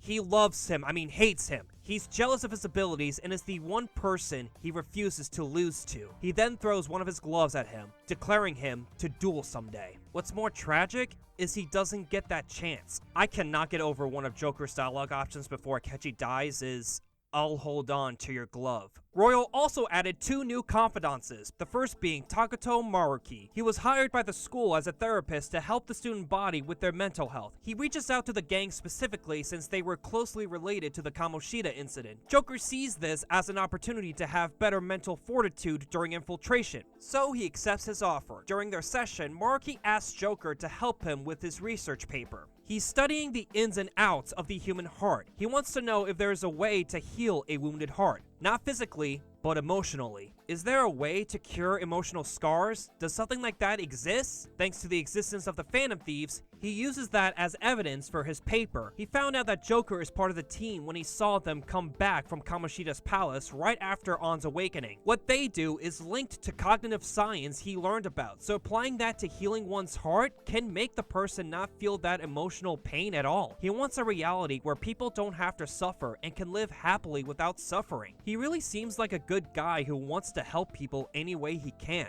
Now onto the second new character. This red-haired girl is a first year at Shujin who is in the honors program for gymnastics. She is very sweet and kind, even offering her train seat to an old lady, but a businessman steals it and pretends to be asleep when asked to move. Joker butts in to see if he can wake him up. She says it's fine and then carries the old lady's bags instead. Afterwards, she thanks him immensely for his help and hopes to meet again. The next two meetups dealing with a man who loves younger girls. Why can't men in this game keep it in their fucking pants? They finally get a one-on-one during the school-wide cleanup event. They formally introduce themselves, but not before a kid loses their balloon and she uses her gymnastics background to save it. He picks up her ID she dropped and it's revealed that her name is Kasumi Yoshizawa. He wants to learn how to move like she does for infiltration. She's been having trouble with her performance as of late. She agrees and hopes it'll get better, but it's not looking good. Ever since her sister died from a car accident, she's not been getting great results. They used to train together, so not having that support is taking a toll on her. She had been seeing Maruki before he came to Shujin, but even that hasn't helped her clear her head. It's gotten to a point where the school will revoke her honor status if they don't see results, even though she got third place in the last meet. Maruki thinks they're taking it too far, but they insist that this push is what she needs to perform better. She overheard the vice principal saying she was a waste of effort after the meeting ended. She bumps into Joker but keeps walking. She dropped the lucky charm she has for her meets, so he messages her about it and plans to meet up in Odaiba. She feels she's a burden to Maruki and Joker and overhears people talking about the construction, thinking they're building a laboratory, but it's actually a stadium. He finds her there only for her phone to activate the metanav and the construction transforms into a palace. Him and Morgana go in to find her. She is met with her sister, but only a cognitive version, and all these voices she has heard from students and teachers previously are coming back to her. She gets fed up with being a failure and awakens to her persona, Cendrillon. They fight the shadows and retreat. Morgana asks her if she wants to join the Phantom Thieves, but surprisingly, she declines. She feels better now, but doesn't want to be a burden to them considering how much time she has with practice. I'm glad the game has an explanation for why she's not joining, but they want to keep the original game intact. Later on, she did overhear them about infiltrating Sai's palace. She actually helped Joker with some tough enemies in his way. Yes, this is also in the beginning of the game. She also learns that Joker isn't dead and wants to join them during Shido's palace, but Joker declines due to it being dangerous. Again, keeping the original intact. These two characters are great additions to Persona 5 Royal, a counselor wanting to free people from their pain, and a gymnast using her pain to better her performance. They appear frequently, and being intertwined with the story makes it feel like they've been here since the start.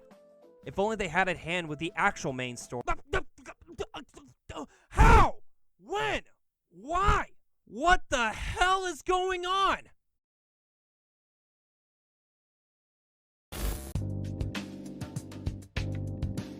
Goro Akechi is alive, apparently, and will take Joker's place. He can now spend Christmas with his friends and not worry about turning himself in. It seemed like everything worked out perfectly for him. Too perfect. Even Yoshizawa joins them for New Year's Eve. Took you like 90 hours, but I'll take it. It's nice to see them all happy, but I can't shake this uneasy feeling. This rings true when Joker wakes up in Shujin with his prison outfit on. He walks through the practice building towards the exit. The speaker asks where he was going. Home, he says. It then says it won't force him to stay, and that they'll meet again. Definitely the most bizarre dream if I've ever seen one. New Year's Day arrives, we meet some random guy, and Joker plans on going to Meji's shrine with Kasumi. Coincidentally, they meet up with the rest of the group. They have plans later today, like Haru will be dining with her father, Futaba going shopping with her mother, Ryuji hitting up the track team. No, what is happening? Why aren't they reacting? No one is making any sense. Are you alright, Kasumi? Are you normal? What have they done to you? Maybe Joker was feeling sleep deprived or something. What the f? I mean, I don't judge, but who the hell are you? Hi, Walkabout. You're not supposed to be here. Morning, Mona. Morning. Why didn't I realize this sooner? Walkabout's alive and Morgana is a human. I can't believe I'm saying this, but I need Goro Akechi right now. Oh, thank God. Akechi and Joker go outside to discuss what the f is happening. He was in police custody during his questioning, but when it was done, he was released without explanation. Acquitted of all charges. Both of them want to get to the bottom of this, so they team up to solve this mystery. Just then, Kasumi calls Joker and asks him to come to Odaiba because she is seeing the palace they went into before. He goes there, and she's surprised to see Akechi with him. They know each other, by the way. The answer they're looking for might be somewhere in this palace. Luckily, Kasumi has the keywords from earlier, but the ruler's name is censored. Whoever it is doesn't want them to know. The only way to find out is to infiltrate the palace. After 90+ hours, we finally get to use Kasumi and Black Mask Akechi. The Pancake Boy in particular doesn't have to hide his true self, and man, it makes me like him even more. Like, yeah, I enjoyed his character in the base game, but make him an edgy son of a bitch and he's 10 times better. While infiltrating, they see a memory playback of Kasumi's sister Sumire's funeral with her father present. She feels like she's forgotten something important but doesn't want to remember. She tries to force her way through, but her attacks are not working. Akechi tells her to calm down for the battle ahead. Afterwards, we get another Kasumi memory of her sister winning a gymnastics competition. When the interviewer asks her who she wants to shout out, she says her younger sister. When she calls out to her, she says Sumire.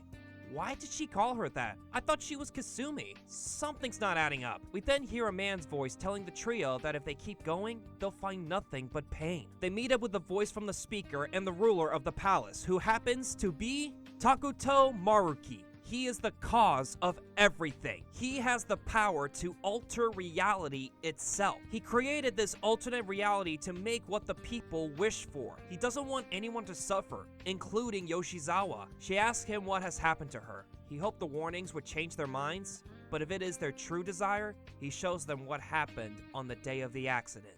The truth about Kasumi Yoshizawa. Today was brutal, huh? Oh. Feeling okay? It's not that. You don't get it. Huh? You'll never understand how I feel. What? Kasumi, if I were like you, things would be so much better. Hey, wait up! Look where you're going! The light's red! Hey! The talented one who can reach the top of the world. Sumire, stop! Listen to me! Sumire!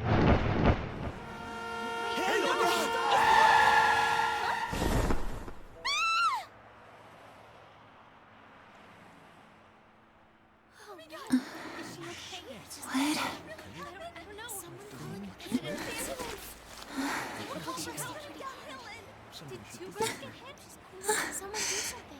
Kasumi.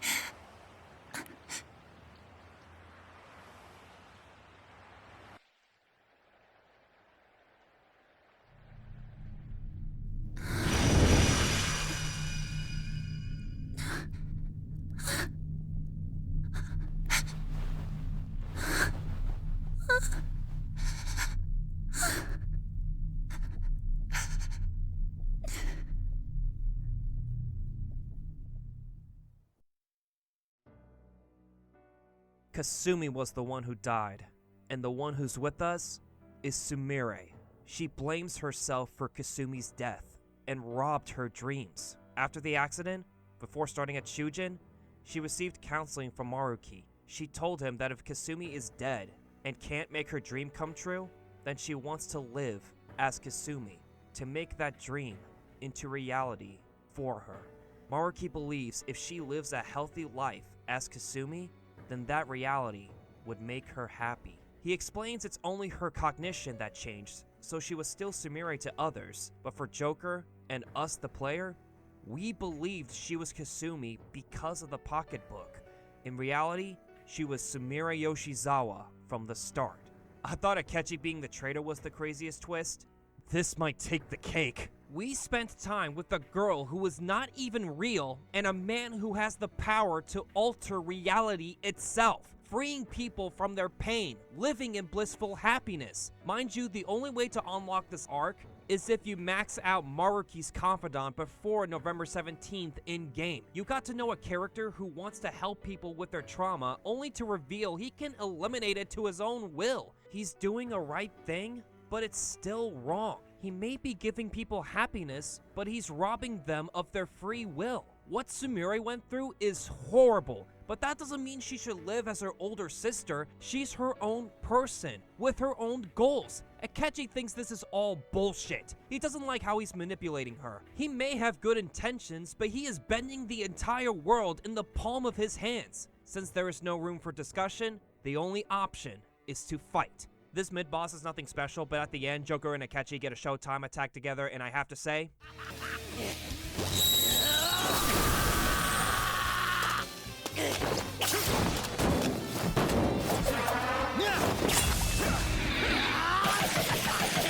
Weaklings like you!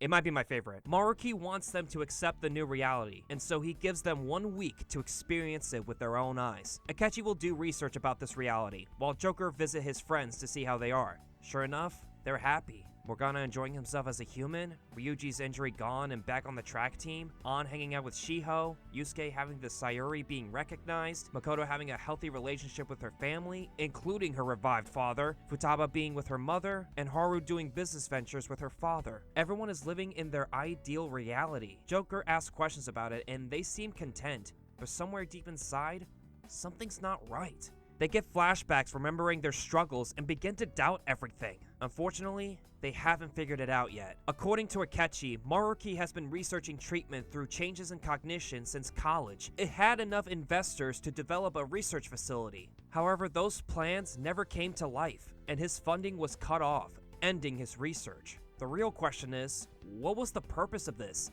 Whatever it is, he's dead set on saving people through cognitive science. It seems Wakaba and Okumura are not illusions or cognitive beings. They are alive by all accounts. Their deaths never taking place in this reality, and so it's up to Joker and Akechi to go up against Maruki. If I had to choose whether or not to accept it, it would be no. I don't want to live in this so-called happy world created by someone who has the power to do so, but for Sumire, it's the opposite. She desperately wants to be Kasumi, and you can see it in her portrait. She's almost agitated by Joker's response. She then transforms into her Phantom Thief attire to fight for her desire. God, having to fight her one-on-one was brutal emotionally. I just don't want to see her hurt. And Akechi, if you do anything, I will make sure you stay dead. Since she couldn't win by herself, Maruki uses his power to make her persona even stronger. Dude, I know you have good intentions, but this moment is not helping your case. It proves too much for our duo to handle. And just when all hope is lost...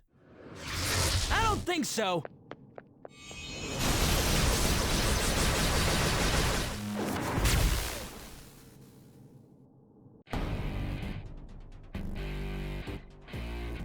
The rest of the Phantom Thieves come through with the save. Seems like Joker's words got through to them when they all met up at LeBlanc to talk to Joker and find out what's going on. They realize they feel like they've been running away from their problems and they broke free from Maruki's reality. Now you're back with a full party. Maruki is shocked that the Phantom Thieves deny his reality, and they are shocked that he is the palace's ruler. He is now willing to fight for his cause and is content with them trying to change his heart. He gives them 1 month to successfully infiltrate the palace and to give him an answer. They return to the real world to let Sumire rest and figure out their next course of action. The next day, Sumire apologizes for trying to hurt them, but she has nothing to be sorry for. She's going to think about what she wants to do going forward. The best thing is to let her decide on her own. Later that day, the group decides they need to change Maruki's heart to fix their reality. They also agree on accepting Akechi's help since he shares the same sentiment, but if he tries anything funny, he'll have to deal with Haru's axe. The next day, Lavenza meets up with the group at Shujin to discuss their situation. The power that Maruki has is actualization. She thinks he has a persona linked to that unique ability. He can change cognitions to his will. However, his persona ability is only able to affect one person at a time. How did he affect the masses?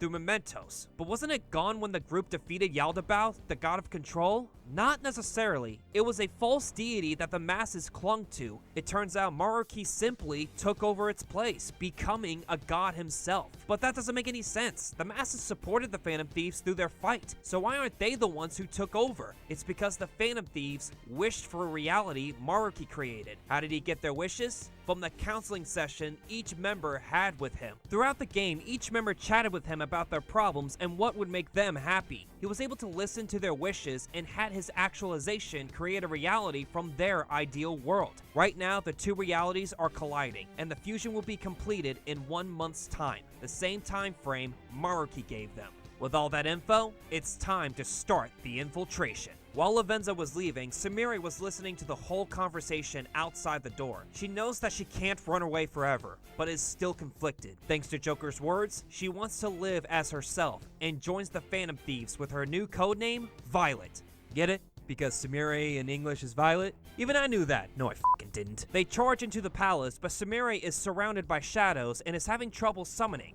How is that possible? Simple, because she awakened to it as Kasumi. She will have both her and her sister's dream come true with her own power. Thanks to her determination, she awakens Cendrillon as Sumire. Important note, her confidant was only able to max out at level 5. Now it's back to rank 10, just like every other confidant. Gotta say, this was pretty cool. They eventually hit a roadblock with cables blocking their progression. He's been collecting data from the depths of mementos for his actualization. Time to go there and remove the cables. It has a new area that is going up instead of down. It looks more like Maruki's palace with the color scheme and similar looking shadows. It's really cool they extended mementos this way. Once they retracted the cables, they can continue infiltrating. Maruki's palace might be my favorite. The design is great, there's a lot of exploration, and it gives more insight into Maruki's character. 2 sections really show that. The first is to answer a questionnaire on what you should do in a happy, ideal world that he envisions. One question reads, if your friend is in trouble with a group of people, what should you do? Go help your friend and risk getting hurt, or go get help and risk getting your friend hurt? You would think helping your friend would be correct,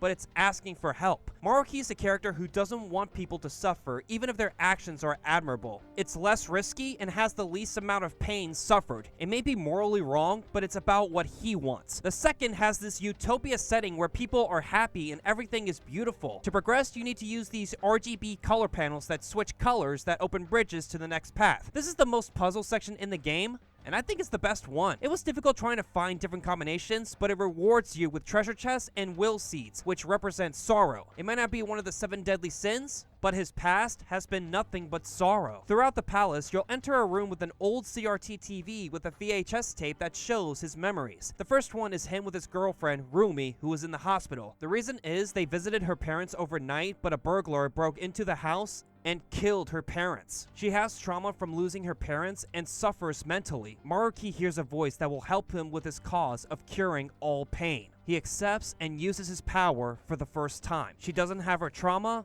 but doesn't remember who he is. Instead of starting things over, he lies to her saying his girlfriend shares the same name, but has passed away. What's really daunting is we see Rumi's portrait throughout, but when he claims she's dead, the portrait is no longer there. He believes that the Rumi he loved is gone, and it only gets worse. The next tape has him at a restaurant with one of his friends and shares some bad news. His research has shut down due to lack of evidence. We also learned that the stadium was actually going to be a research lab before the project was ceased. He'll find work somewhere else while fleshing out the research paper. He wants to prove the cognitive world's existence, no matter what. Then he has a few too many drinks and is in despair of losing Rumi. He promises he'll save everyone with his research. It's just so sad seeing him like this, even when he has good intentions. The third tape has him conducting a therapy session with Sumire. She wants to be like her deceased sister, and so Maruki uses his power to make that wish into reality. I like how the camera pans from right to left to signify her transformation from Sumire to Kasumi, but man, it sends shivers down my spine. The final tape is where everything aligns. He shows his completed research paper to his professor. He wants to show that he found the evidence they discontinued out of spite. The psychotic breakdowns, the changes of hearts the Phantom Thieves made, and Shido pulling the strings by stealing cognitive science research for his own benefit. Just as he's about to leave, the sky engulfs in red, meaning this took place during the fusion the God of Control performed. This was also when he fully awakened to his persona. Since the cognitive world was colliding, it made sense that he would awaken at this moment. Takuto Maruki is the best antagonist here. While other palace rulers are so vile that you want to hate them, Maruki is different in that he has no ounce of evil in his heart. He wants to change the world for the better. He wants people to feel happy. He doesn't want to get rid of the Phantom Thieves. He wants them to accept this new reality.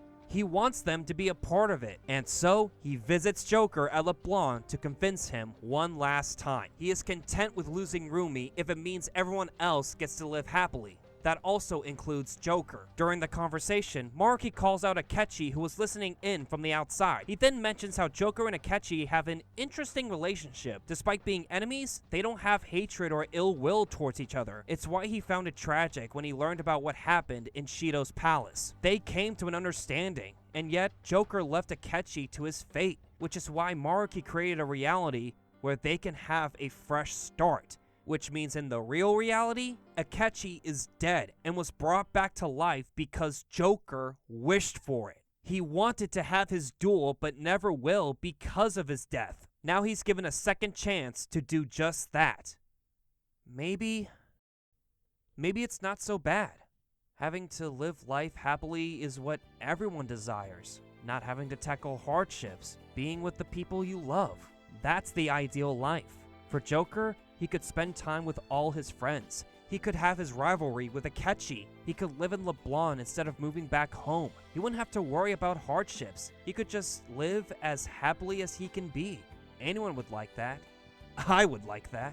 I could have my own home. I could have all my friends be in the same area as me. I could not worry about mundane stuff like finances and health. I could have everything I always want.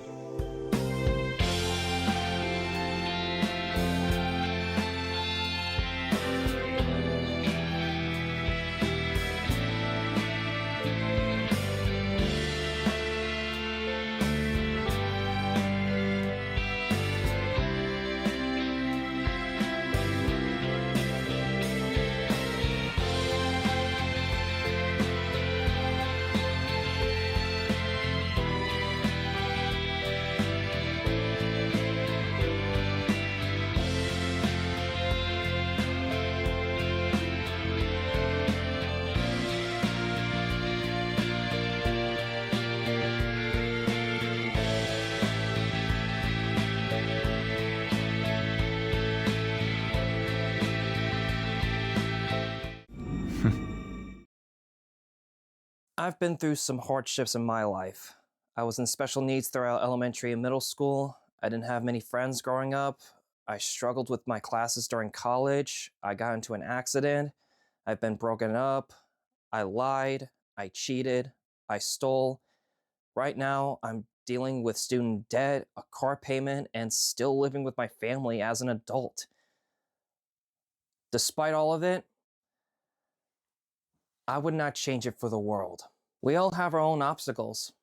All you have to do is push through them to get to the finish line. I've been getting by with my life despite the harsh reality we live in. But sometimes, I want to escape that reality. I've been playing video games since I was 3 years old. No matter where I was in my life, I had my console, a few games, and I played until it was bedtime. They have always been a part of my life, but somewhere along the way, I started to lose interest. Maybe I didn't have enough time, maybe I was too focused on other things.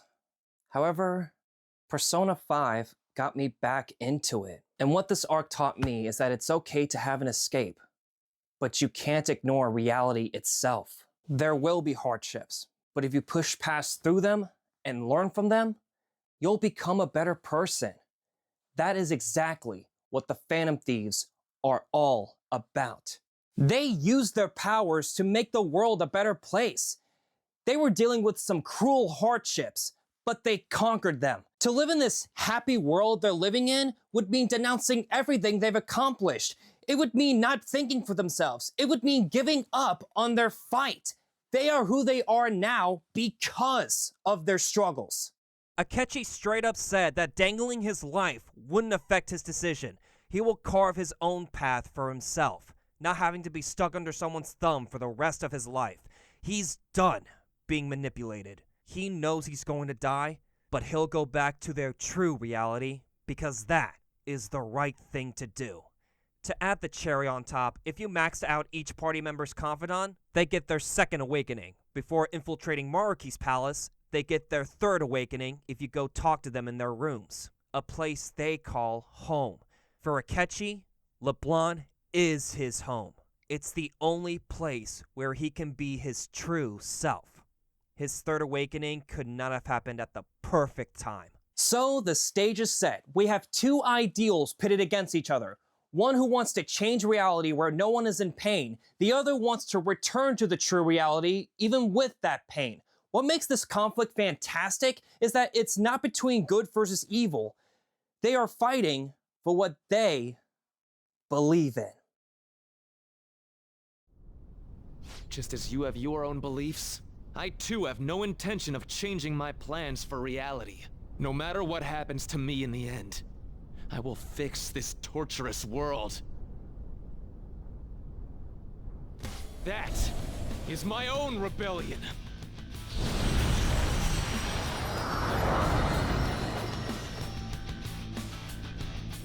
His apparel just...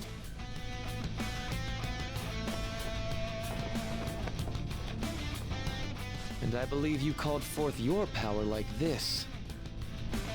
persona.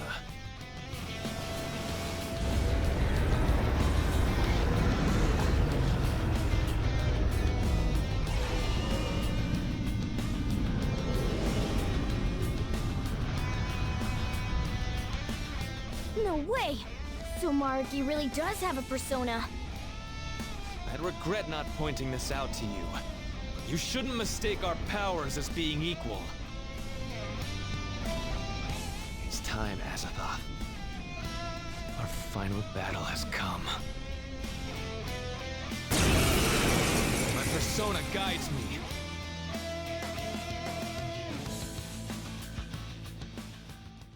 This final boss fight is well crafted against him and his persona, Azathoth. If you attack regularly, it does very minuscule damage. His tentacles have separate weaknesses. The key to win is to exploit them while using Baton Pass to all your party members and deal maximum damage. When Maruki is at half health, he'll use his ability to change the battle. Like you can't use healing skills, magic skills, etc. He's literally changing cognition in his favor. He also pleads with every member based on who you have in your party to stop and accept the new reality, but all of them are set on fighting for their own reality. I love this fight so much. It really makes you think on the spot to what cognition is limited to you. But it's not over yet. After leaving with his treasure, which is a torch symbolizing being a guide to humanity, he still has his will to fight. He takes back his treasure, stating that he won't throw his mask away that easily. He'll keep fighting to the very end. If it is for everyone's happiness, he doesn't care what happens to him. He doesn't want them to resist, but instead to accept this new reality. Because of his resolve, his persona has evolved to Adam Cadmon. His reality is within his grasp. It turns into a regular fight, but Maruki has a few tricks up his sleeve. He'll do whatever means necessary, even if it means becoming one with his persona. Like he said, he doesn't care what happens to him. All he cares about is making his dream into reality. Because of this fusion, Adam Cadmon deals massive damage to the group, while their attacks aren't doing anything. Is this it? Is this where they fall? Are they going to submit to Maruki's ideal reality?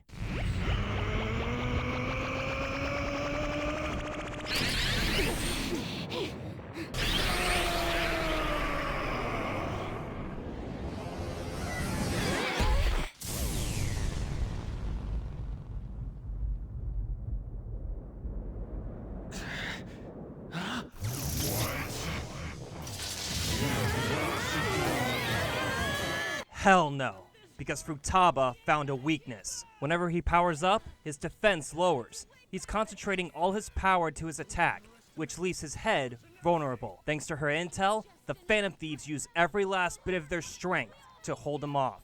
They are pushing past their limits so that they can decide for themselves what they want their lives to be. They have been through so much together, having to awaken a power beyond anyone could imagine, using that strength to push through adversity, sticking to their justice, believing in their futures. Each character has dealt with their struggles in their own way. Their tenacity, their perseverance, their resolve, those are their greatest source of strength. They weren't born strong, they grew strong. Even against a being like Adam, they will keep fighting to the very end. Joker takes this opportunity to get in closer to its head. It has been one hell of a year for him, having to move to a new place because he was accused of a crime he didn't commit. But now, he not only fought against the guy who got him arrested, not only he took down a literal god, but he's fighting against his counselor who has the power of a god, thanks to his friends and their support. He deals a single gunshot, and the battle of ideals reaches its conclusion. You fought well, Maruki, but when the Phantom Thieves are together, nobody can take them down.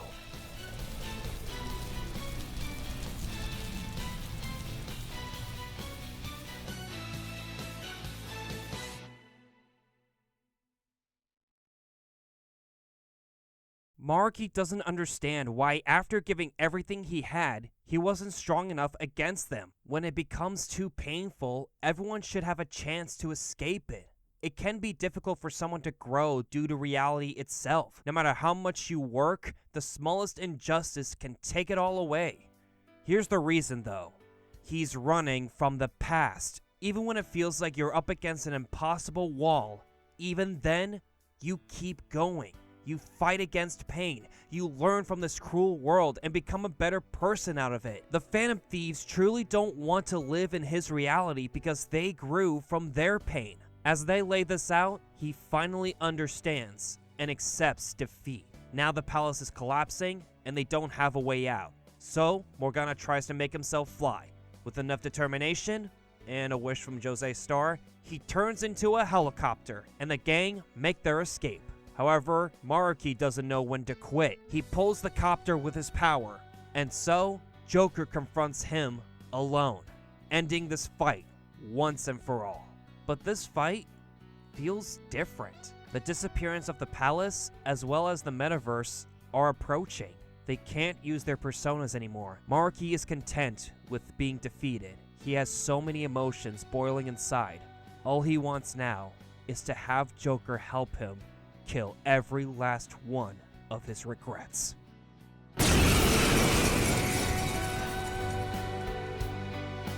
I gave up everything!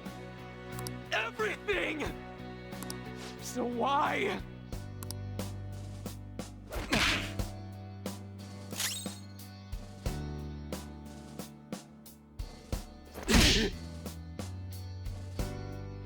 Why?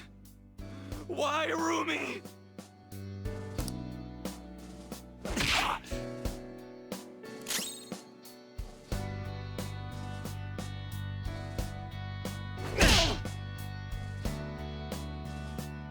A reality where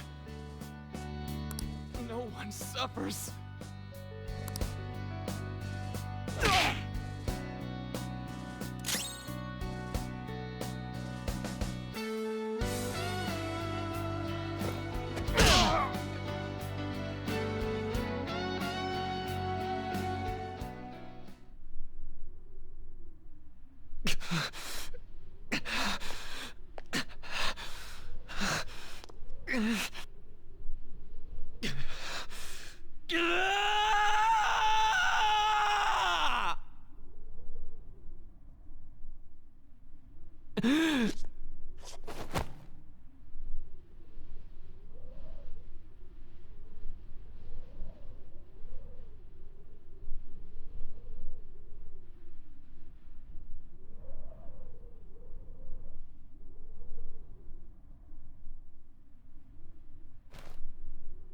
I'm done.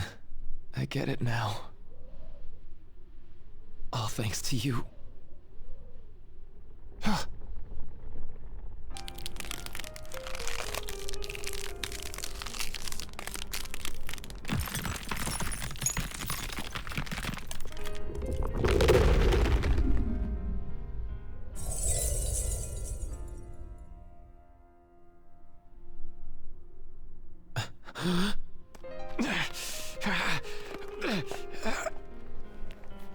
Come on. I said I'm done. Please, let go of my hand.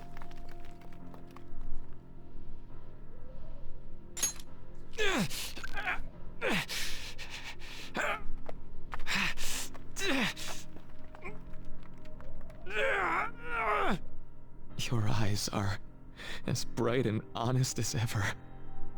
You keep your head up no matter what. I must have always been afraid.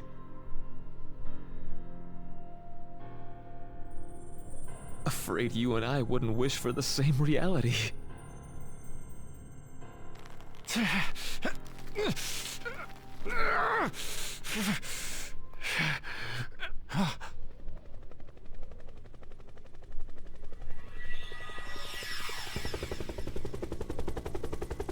So bright.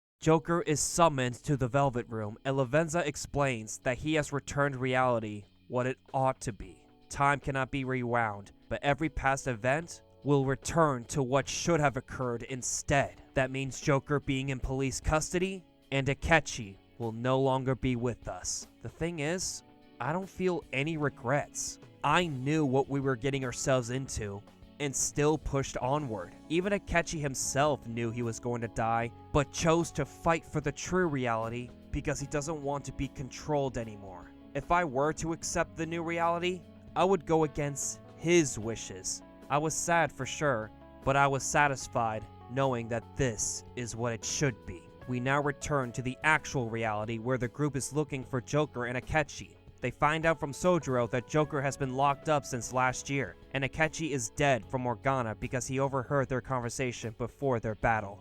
This truly is a harsh reality, but even still, they won't accept him behind bars and will make sure he gets out no matter what. Everything is basically the same as the original, but it feels different. Like they were fighting to return to the real reality, and now they are continuing to fight in this harsh reality. After some time, Ryuji has something to share. He's thinking about moving away to somewhere closer to a rehab facility to get his knee fixed up so he can run track again. This starts a domino effect with the group. An is looking into studying abroad, Makoto and Haru are looking for places to live while they're in college, Futaba will be going back to school in hopes to research cognitive science, Yusuke won't go anywhere until he completes his next painting. They're all taking strides for their futures, and I couldn't be happier. No matter what they have gone through, they will follow what they believe in. What makes this moment feel more special to me? This took place on my birthday. This is without a doubt my favorite arc in the entire game.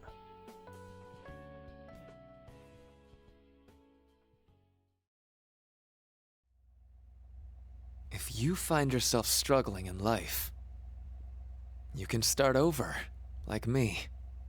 Remember that.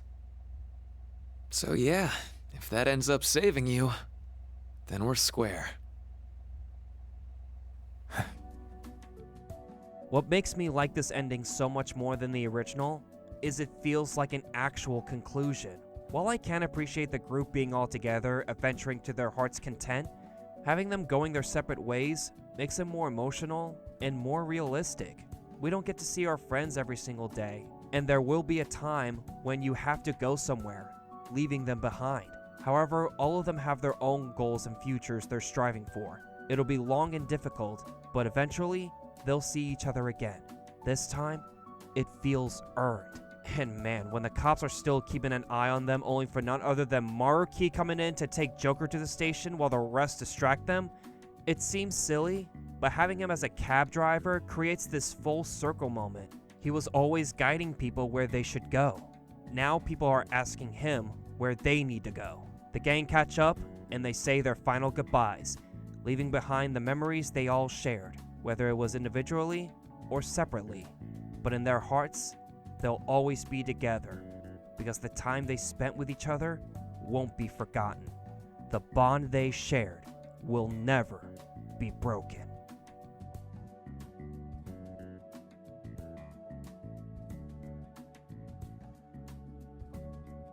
And that was the story of Persona 5 Royal. To think I went from knowing nothing about this to being one of my favorite video games of all time. I love the life sim mixed with turn-based battle gameplay. I love the overarching and well-written story. I love the twists and turns and themes that left an emotional impact on me. This is what a great game should be. After this, I played through a ton of other Persona games. Persona 4, Persona 3 Fest, Persona 4 Golden, Persona 4 Arena Ultimax, Persona 5 Strikers, Persona 5 Tactica, Persona 3 Reload, Persona 5 The Phantom X, and eventually Persona 4 Revival. I probably won't play through Persona 1 because I already know the story thanks to the manga, which I highly recommend reading. I do want to play both Persona 2 games because I heard very good things about them. It reminded me of my high school days. I was doing extracurricular activities like wrestling, theater, and choir. I got out of my comfort zone and made tons of friends, some I still talk to this very day. But most importantly, it's where I found my true self. I know it's crazy to say I did that at a young age, But it's true. I looked in the mirror and said to myself, who cares what people think of you? You are you. You don't need to be someone else to be loved. There will be people who will love you for who you are. This happened right before my sophomore year of high school, and it was my best year in school. I was talking to so many people, doing so many activities. I was having so much fun. I felt like I was my best self. And playing this game reminded me of that. Even with all the bad parts, I love this game to death. All 109 hours and 17 minutes of it. This game not only changed my life, but it got me back into gaming and introduced me to an incredible series. That is why it's a great game. That is why it's one of my favorite video games. That is why Persona 5 Royal is a heart-stealing masterpiece.